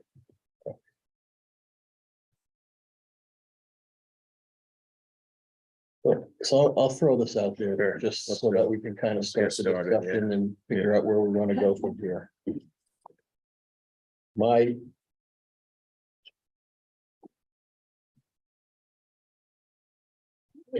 Part of my thought process is something that I wasn't a big fan of. My thought would be to cut the Board of Ed by $150,000 and then take the remainder out of surplus. So that would To get be, us down to zero. that would be $500,000 on the surplus, give or take, Yeah, just under 490-ish. Okay, Mr. Chairman, if I could just Sure. piggyback on what Scott is saying. I had run up some numbers too. How do we take care of the 642, 136? And I was looking at 180 from the Board of Ed, 300 from surplus, leaving a balance of 162, 136, which comes to less than 0.2 mil increase. I know we said we wanted a zero increase, but that's less than a quarter of a mil. And which is far better than any of our neighbor towns are offering their taxpayers. So something in that range, something in the combination of those three things, I think we can get to where we need to be. I had always wanted a zero increase, but I think we all have to compromise at some time. I'm gonna be honest, I wouldn't support an increase at all. Okay, But I respect, where you're coming from, but. And that's the main reason is because our undesignated fund is so robust, so. I'll have to agree with Chairman on this. Yeah, as of last night, I agreed with the chairman too. The numbers today look more difficult. Scott, I guess I just had a question I wanted to bounce back to the superintendent. So I had said 150, and I know it's going to be cut somewhere. Can you make something like that work? I would have to run it by the Board of Ed, of course. It's. I'm not, hey, I'm not looking for a definitive Boxian answer, but I mean, you know, in the grand scheme of things, I guess I'm kind of It's looking not at as it. deep of a cut as 400,000 or 600,000. Right. Mm-mm. Would that put the potential additional tuition revenue in jeopardy by cutting it 150? I don't, but I would ask that the Board of Finance entertain this. A few years ago, we did a study. I came to you in the summer and I said that we needed an extra, I believe, an extra special ed teacher, just remind me. For out of town tuition. For out of town tuition. Yep. And at the time, I appreciated that the Board of Finance had us report every month what that would look like in terms of a return on investment. That we funded this teacher, I believe we funded it from the town lines. We did. And this is the tuition that we're bringing in. And my understanding was the Board of Finance was very happy with that because the teacher, roughly speaking, I don't have the exact dollar amount, but about a $60,000 investment. We covered that and there was $60,000 that also went to the town. So I would hope that we've developed a solid relationship that if we needed to come to the town this summer, that we could do that, because my concern is it's still very early. And that's all. So you're speaking potentially of needing to hire another special education teacher. Another special education teacher, or if there is, this is new territory with Norwich being. If there is a population, we have the conversation and we work together. I don't know what that's gonna look like. So those that may not have been on the board at the time, just for a little background. We funded it for a period of one fiscal year. We included it in the general government line item. There was an agreement, and the agreement was that it was for out of town special ed tuition students, and that's who that teacher was going to handle, and only that. And we were going to get monthly reports. We knew what the cost was. We could realize what the gains were. And at the time, we did have that communication, and I think we discussed it with everybody here at the board, that at some point in the future, if that model worked, I think 15, if I'm not forgetting, was sort of that magic number on what you thought at the time, that particular teacher was able to service of those out of town kids. And if that model did work and then it got to that point, that perhaps you would want to open up those discussions again. So certainly, I guess if that's going to be put on the table and you're thinking you may want to have a discussion in the summertime, we would really need to fund that line item in this year's budget. That's the only way that we would be able to pay for it without it going to referendum for that appropriation.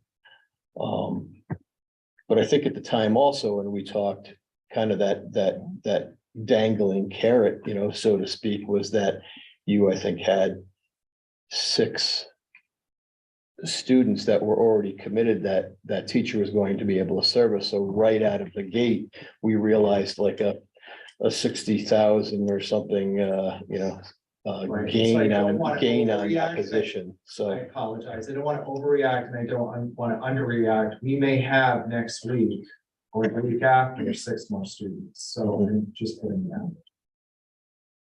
And I appreciate the board's consideration. Thank you. So that was. No, that's. Budget, that was in a separate. Yeah, there was a Board of Ed contingency. Yes. line item set Yeah. up.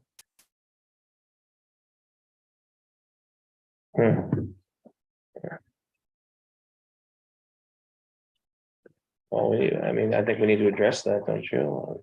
I don't know. Well, then you're putting the money in the budget that we may not spend again.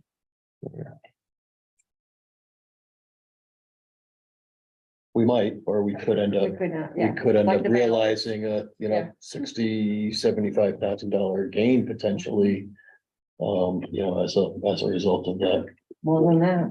Are you on the brink right now, Right. teetering as far as needing another teacher? Is that This is uncharted territory with this right? Griswold High School and NFA being the only 2 options for the knowledge.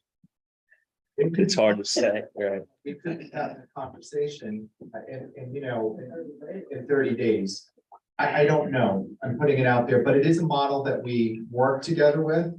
And I would hope it would be considered if we can come to you and say, with the numbers, with the data, this is a strong possibility. Is that something excess cost would cover, so? I don't. Depending upon the student, it really depends on what their. So if we had to fund it, if we had to put it in this year's budget based on the potential of the conversation. What's the expense? What's the number? We had a firm number the last time. We knew what that was.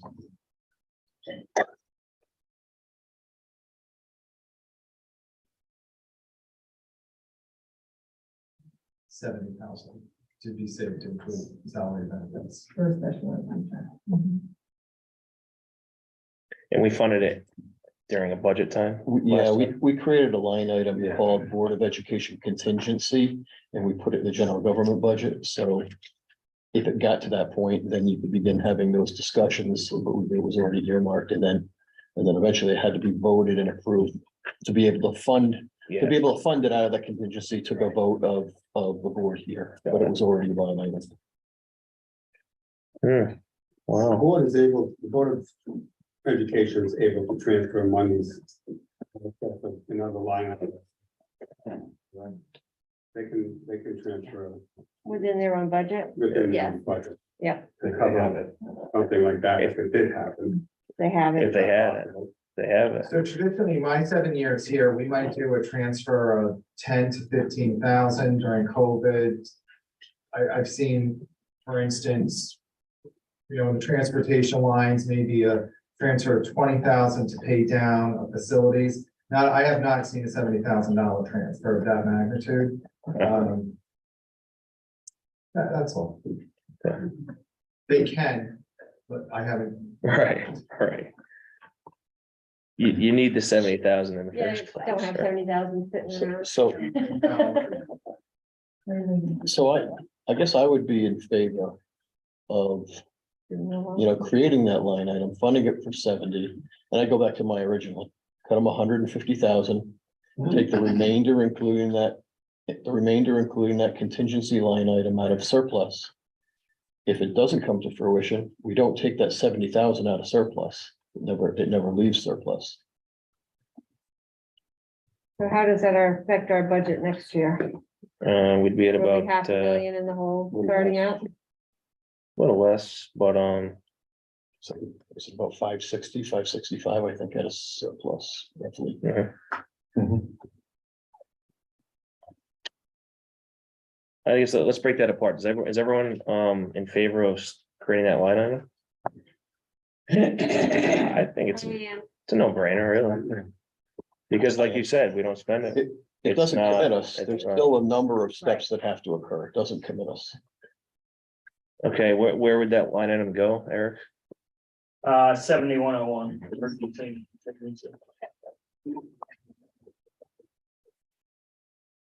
I forget the line item number, but I would add it in there. But it was a separate line item. Yeah, it was several line item. I believe it was titled Board of Ed.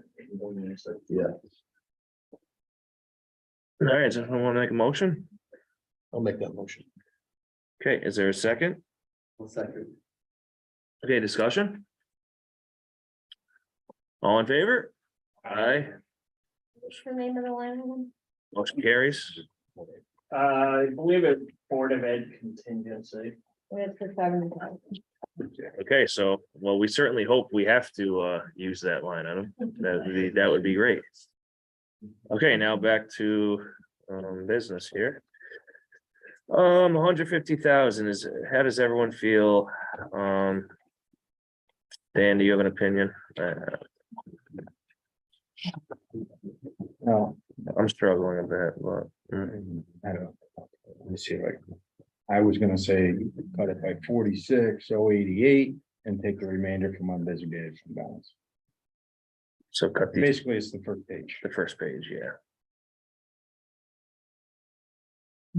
Yeah, I think first page is a no-brainer, to be honest. Following the pages after that, get into programming and education.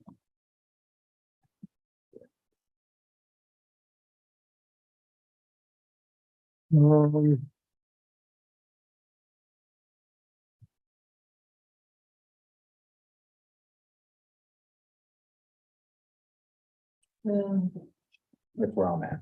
Okay,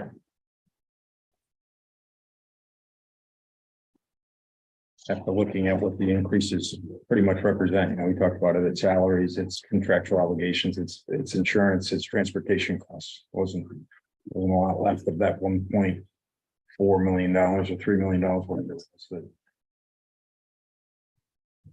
that 150 is not going to touch some of that.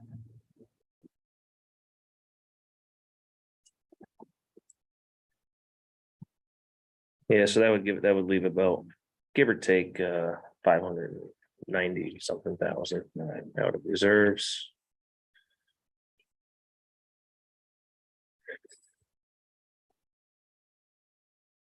Did you increase what it was based on that 70,000? Yeah, that's true, sorry about that, yeah.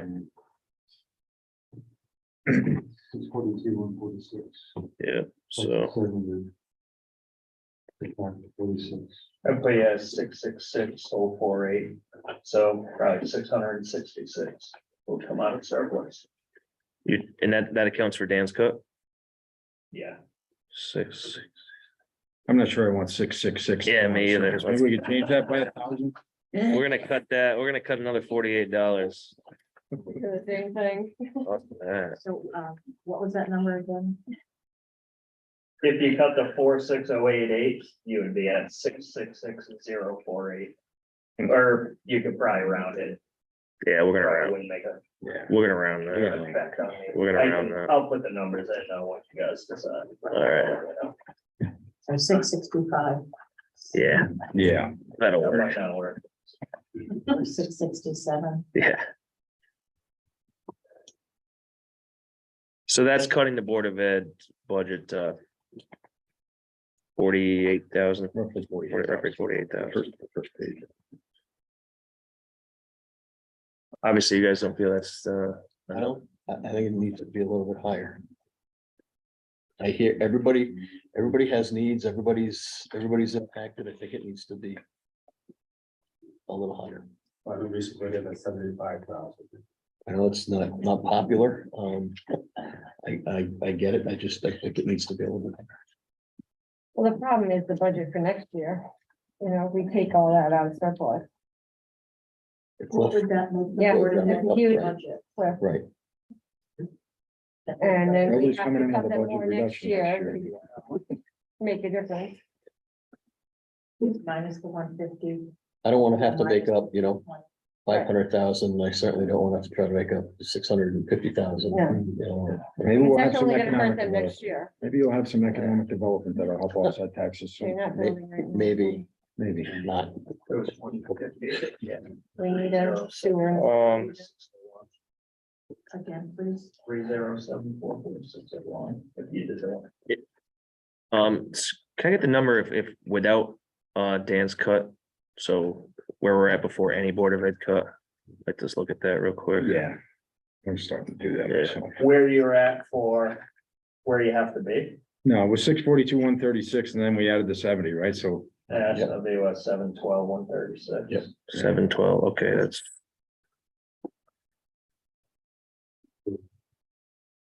With everything.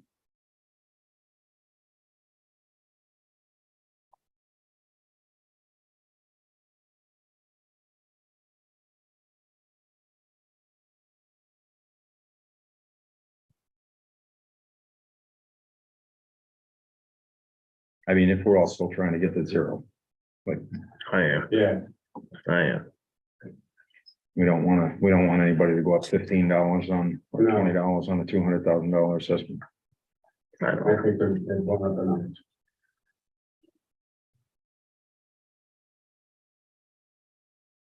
How about, I'd rather, personally, I'd rather pay a little bit more in taxes than lose teachers. I don't think we were gonna lose, I didn't hear we were gonna lose teachers. No, if you look at what we just got and you go more than what that first page is, you're gonna.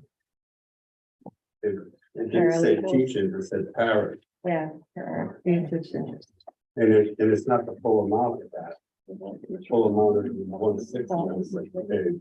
Reduction 0.6 high school teaching position. I know, but you're getting into 200, we're talking. Not talking about cutting a full 161,000 on top of the first pay. So it's not. Or cutting athletic programs for the kids. They've been through enough with COVID and distance learning. I'm not in favor of it.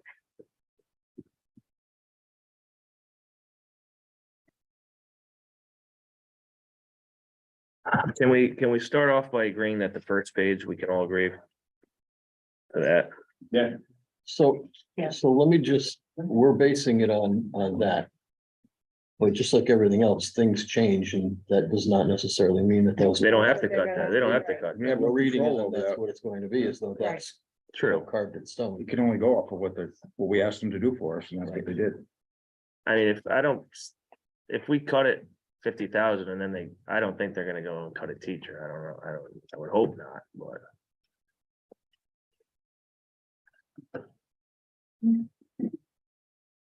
What was Dan's proposal for the cut? He wanted to cut it this first page here, so it was First page. approximately 49,000. It's 46 over 46. 12. No, I agree with, Scott, the 150. I might even be, as you said, thank you, Gail. As you say that, I was in the middle of changing my mind. I could even be swayed to go 112, 136 from the Board of Ed and take 600 out of contingency. Or surplus. I'm very concerned about taking too much from surplus. We have so many debt obligations coming on board in the next couple of years. And we don't know whether we're gonna That's be true. hitting a surplus, or whether we're gonna be hitting a recession, or what's gonna happen. I feel very concerned about trading the future for a lower cut on the Board of Ed tonight. The future has to have a spokesman too. Where I sit, I think 150 is too much for me. That's too much for me. Don't forget, we may be getting some of that grant money coming back to our surplus too. Knock on wood. I mean, that would be it would be. I think any more than 600, I think just, we're gonna have to make that up somehow next. So we're gonna have to make that up somehow next year. That's why I said the 112, 136 and 600. That would be kind Well, of- and everything's that'd be gonna kind go of a up cap. again next year. I Right. mean, Because remember, even before we agree to what we're gonna take out of surplus, we've already agreed to take approximately 968,000 out of surplus. That's the 250 for the roads, the 100 or thereabouts for the bollards, 600 for the fields. We have to remember that the taxpayers approved those fields, and we've discussed, up to 600,000 from the surplus later this year would go towards the fields. Agreed. So, and that's. Are we dead set on that? Are we dead set on that I 600,000? don't think we really, We haven't I mean, officially. it was- but having said that, Gail's right. I mean, the taxpayers voted on 3 very significant projects, the senior center, the infrastructure, the gas line conversion, and now the field, 4. So there's that service that has to pay for those projects, but the taxpayers voted for them. Right, Right. And we have had those conversations in the past that right. by voting for it, they also acknowledge that it's They're- going to cost them they're money. gonna go up. That's right. I think It's also our responsibility to, right. keep the fund balance for the future at a place that we can use it in case we fall short. No, and I think we've done a good job at that historically. I've been on this board for, 4 or 5 terms, and there was a point when our fund balance was at the minimum. It was. Below And- minimum, and- below Very minimum, I think, hard when I to first bring came it on board. So we've done a good job building it up. I think even being towards the higher end, that 14.29 and 15.78. is still a very healthy fund balance compared to where Griswold has been in the past. So, Eric, so the 15.78% of the fund balance is if we took out 700,000. Correct? I believe so. That sounds right. So where the ballots are 100, the fields are 600, the roads is what? 225 or 225, 250. 250.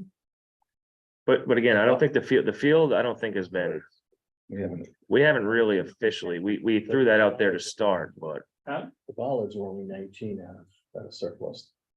funded We're gonna out. fund 100,000 out of. No, capital. we cut that down to $1. Cut it to $1. Oh, Yeah. that's right.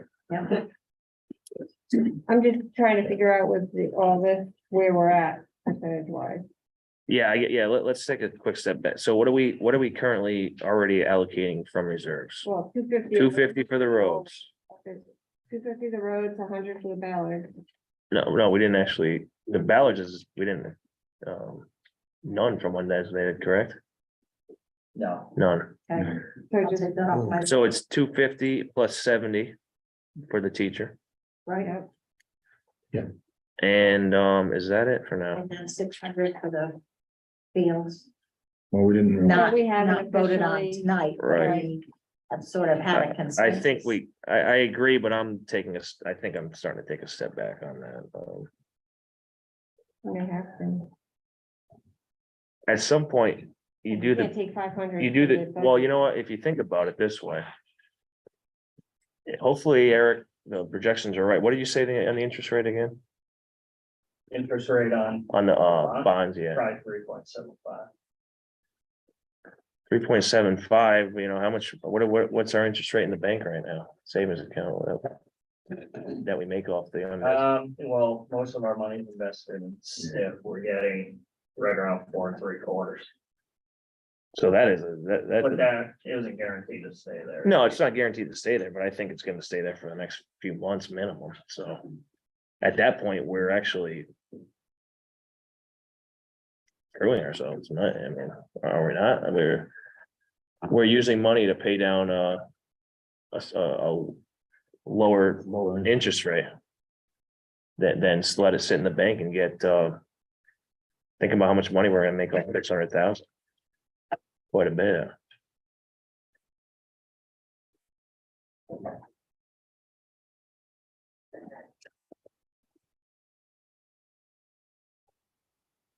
So that gives it 320K out of it.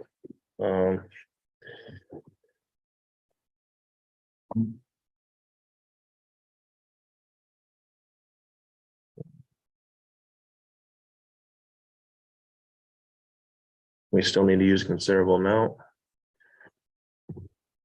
How much is in undesignated fund balance right now? Without taking any of these things we've talked about tonight. We're projected to be around 7,050,000 at the end of the year.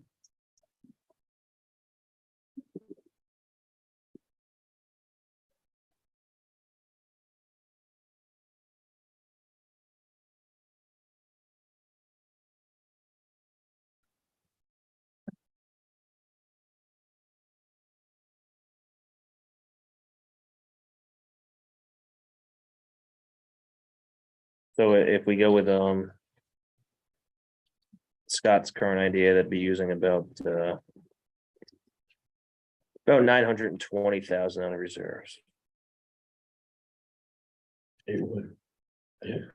If you took what, 150? If we cut the board of at 112,136, that gives us an even 600,000 under reserves. That'd be 600 plus 250. What was the other? Plus 70, so we're at 920. I'm just saying, if we funded that 70 out of the reserve. Oh, so Contingency. you're gonna increase the amount of the reserve use? That's what they're saying. Yeah. That's what we're saying.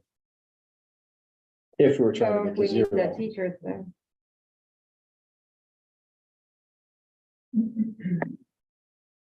Well, and if that comes to fruition, otherwise the 70 doesn't get used. Right. Well, really, to get to zero. You have 712,136 to get down to right now. Mhm. So if you did the 112,136, that's 600,000. Right now, the only thing I have toward surplus is 250. And 70. And how about the teacher though? The 70 is in as an expense. It's not, that would be included in the That's in the budget. 600,000. Well, the 70 was in your 712,136 number? Yeah, Okay. So that means we're setting aside our. You know what it was, way back when he did give us that number. We got it there. Oh, you did, yeah. To Yeah, fund Yeah. 600,000 to the field, because it was initially 642, 136. He added Yeah. the is 70. what you're saying. Yes. Yeah. So we would be at 850. 850, 600 going toward Yeah. operating and 250 going toward the roads. Yeah.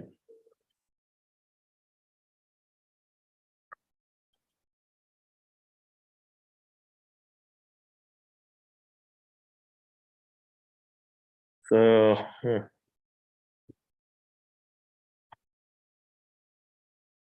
I'm pumping my brakes on putting the money towards the field. I think that's, What it made? I'm gonna pump the brakes on I don't wanna put the money towards the field. Well, we have time to, we have a lot of time on that still, and, you know, we may have the senior center money that's. But just remember, we've replenished part already of spent too that at money. point, so. That we had sort of talked about setting aside for the field. So we're gonna have to bond that field entirely. Oh, yeah, no We knew doubt. we were gonna bond we it did anyway. Keep the money in the account. Right. Exactly. Yeah, yeah, we have to keep them, I think we should keep the money in the account. No, I agree with you. And we can always revisit it next year. It's very fiscal sense. Yeah.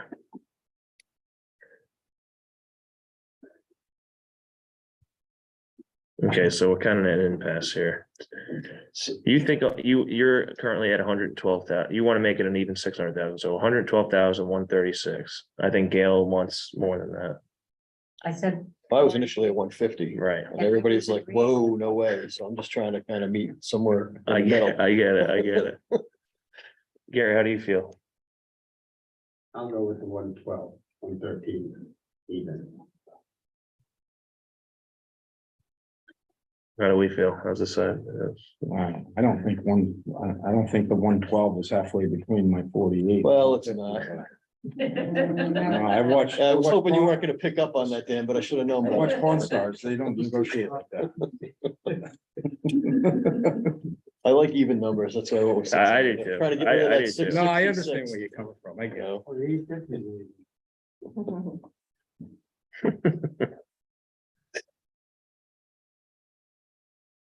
I'm at, I'm certainly closer to Dan. I think, 50,000 is reasonable.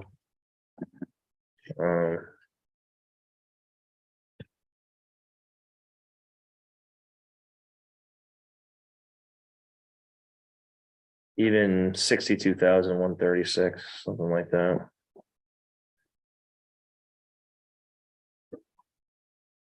Which would mean, 900 out of the reserves. I personally am not comfortable taking 900 out of the reserve. I'd rather do a slight mill increase Yeah, I'm with that. than, I mean, the taxpayers knew when they voted all these projects in that we were gonna have to pay for I just remember, you remember, in the last vote, it was very close, so now all the taxpayers want that. Doesn't matter No, how close it was, not all the taxpayers wanted every project that got voted through, but it got voted through. But Well, the- we also represent those taxpayers that didn't vote for it. And we represent the ones that did vote for it. Yeah, I do understand that, but we have to represent the one that didn't as well. We had a first selectman that won by one vote several years ago. The problem is, if we take 900,000 out, then next year, we are 900 in the hole to No. start. No, No, we're that's not- 600, we're, 600 in the we'll be, I mean, if, based on We got- the 600, 250, would be 600 in the hole. Hole. But you gotta remember- All these budgets are gonna go up with But you- contractual and raises and everything else. Right, but you got to remember, we were 600 in the hole this year. And we ended up not being anything in the hole. Due to increase, we didn't spend as much as we thought. True. So, and the fact that we're getting the reason why I'm so dead set against any tax increases, I mean, knock on wood, we are gonna be getting another conservatively $500,000 from the state to put in the surplus. So I don't see how we could, I'm not worried about the surplus going down too low. I'm worried about the budget next year, The fiscal cliff. the fiscal cliff, that we have to take that into consideration. we do, but we have to take, the taxation cliff too, and we're on the, We're already over our policy minimum, right? We've right, talked about it all year. we have to spend money on. Mr. Chairman? Yeah. I have a question for the superintendent, if I could ask. Sure. Years ago, when we were going through the budgets, there was always a discussion of, if you increased the 2022 budget by X, then you got penalized if you reduced the 2023 budget under that. There was a special word for it. Okay. We haven't heard about that in a while. Has there been a waiver of that rule because of COVID, or is it still in place? Can you explain to some of the newer members what that means for future Board of Ed budgets? I'm gonna defer to Deb Mark. Yes. So once you increase our budget to a specific amount, the following year's budget cannot be less than the base amount of this year's. budget. It has to be that It has amount. to be equal to or greater, correct? Unless enrollment drops. Unless you have a change in enrollment that is justified based on your NC. And we currently have the increases and our projection is to either say stable or increase. So we That would doesn't seem lose to- some of the funding from the state if we ever went below that number We could get- in future year. The town would be penalized. They give you an option and a period of time to make it up and build upon that. Mhm. But I do have a question, if I could, while we're talking from Sure. the chair, Mr. Chairman. Yeah, sure. May I ask? Yeah. Eric, on the number that we're using to figure out the percentage and how much should be cut, and we're using the 712, that includes the 70,000 for the teacher. Correct. Okay, I wasn't sure because that money wasn't actually transferred at all, so I wasn't sure if we could be using it for 42. That's what I was. No, that brought us up to 70. It was added as an expense. It was added as an expense, are you taking that? All right, very good. Town expense. Mr. Chairman, just to try to, I guess, try to move things along, see where it goes. I'd like to make a motion. Okay. Seeing that we've already made a cut to the Board of Education budget, I'd like to make a motion that we make an additional cut to the Board of Education budget in the sum of $112,136. Okay, there's been a motion. Is there a second? 1 second. Okay, discussion? Oh, boy.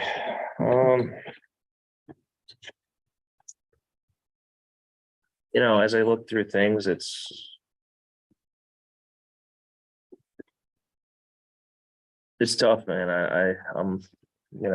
That's why they pay us the big bucks, I suppose, but we have, it's a tough decision, I think.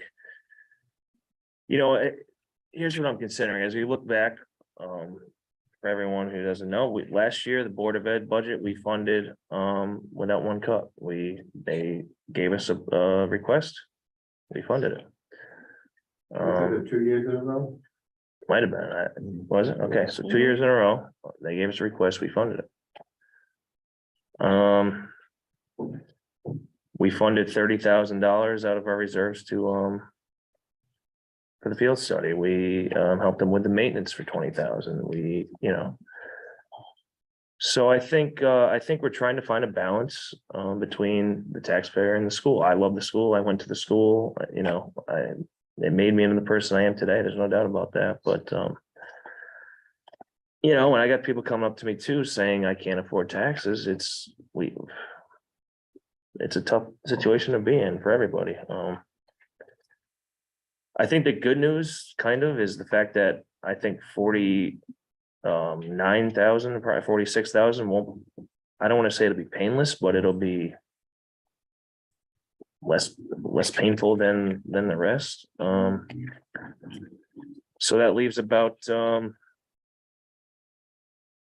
60,000 or so that they're gonna have to come up with something. I guess it's reasonable at this point, you know, it's far below. I never would have supported 600,000. I never would have supported 400,000, but I think it's reasonable at this point, and you know, it's a compromise. We all need to compromise, and I think it's good for the taxpayers. I think the school can handle it, and I think the town will be funded at where it needs to be. So I think I'm going to be in favor of it. Anyone else wanted to any other discussion? Just for clarification, the motion was 112,136 cut to the Board of Ed and 600 from. Well, I didn't know if we should do that in a separate motion. Okay. So that was kind of my So fault. just the cut. Do two separate motions, Just just the cut. the cut right now. We have a motion on the floor. Okay. All right, take a vote. All in favor? Aye. Aye. All opposed? Nay. Okay, motion carries. Mr. Chairman, I'd like to make a motion. Okay. I'd like to make a motion that we appropriate 600,000 from the surplus account for the fiscal year 23-24 budget. Additional 600,000. An additional 600,000. Yes. Yes. I'll second that. Motion been made in second. Any discussion? Yeah, so we were at 920. How did we get down to 600? So total, actually, that would be 250 plus 600. That would give us 850. So we'd actually be at 850 from the reserves this year. So we're adding the 600 to 250. We already Yes. did a motion. on. All right, yeah, that's already been motioned, right? So it would be 850 total for Come on, busy. mhm. Okay, let's take a vote. All in favor? Aye. All opposed? Nay. Motion carries. All right, guys, thank you, everybody. One more motion. Oh, sorry. Yeah, Send it to town. yeah, I'll give you the totals for each. Oh, we're not gonna have another meeting. This one's taken care of. Refunds out. I'm down. Total general government budget. 9,651,152. That includes the additional IT money. Can you say it one more time? Sorry. 9,651,152. Yep. Okay, Board of Education budget, 30,782,465.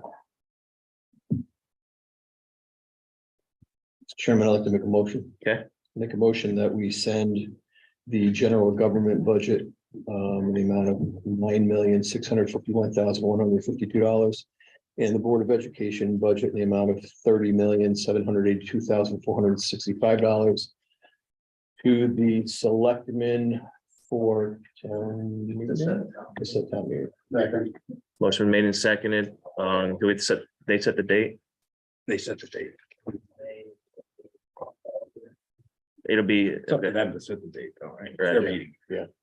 What's that? it's up to them technically, but Yeah. but we're That's hoping, what we thought. we're hoping on May, what, say it again? May 23rd. May 23rd. Yeah, Tuesday. Okay, motion made and seconded. Any more discussion? All in favor? Aye. Any opposed? Motion carries. What does that leave on moving? 25.07. Zero more. 0%. Yeah, is there a motion to adjourn? Motion to adjourn. Second? All in favor? Aye. Aye. Motion carries. Thanks, everybody. I think we did all right here. I think we did all right. I think it did a good job. Yes, thank you, Sean. And thank you for the increased revenue. Thank you. It's Thursday meetings, it's tough. Work those things. Do that, Sean, I'll send you. Yeah, I'll send it to you. Yeah, they sent me a spreadsheet. For us. I know, that's why I said everything. That's right, man.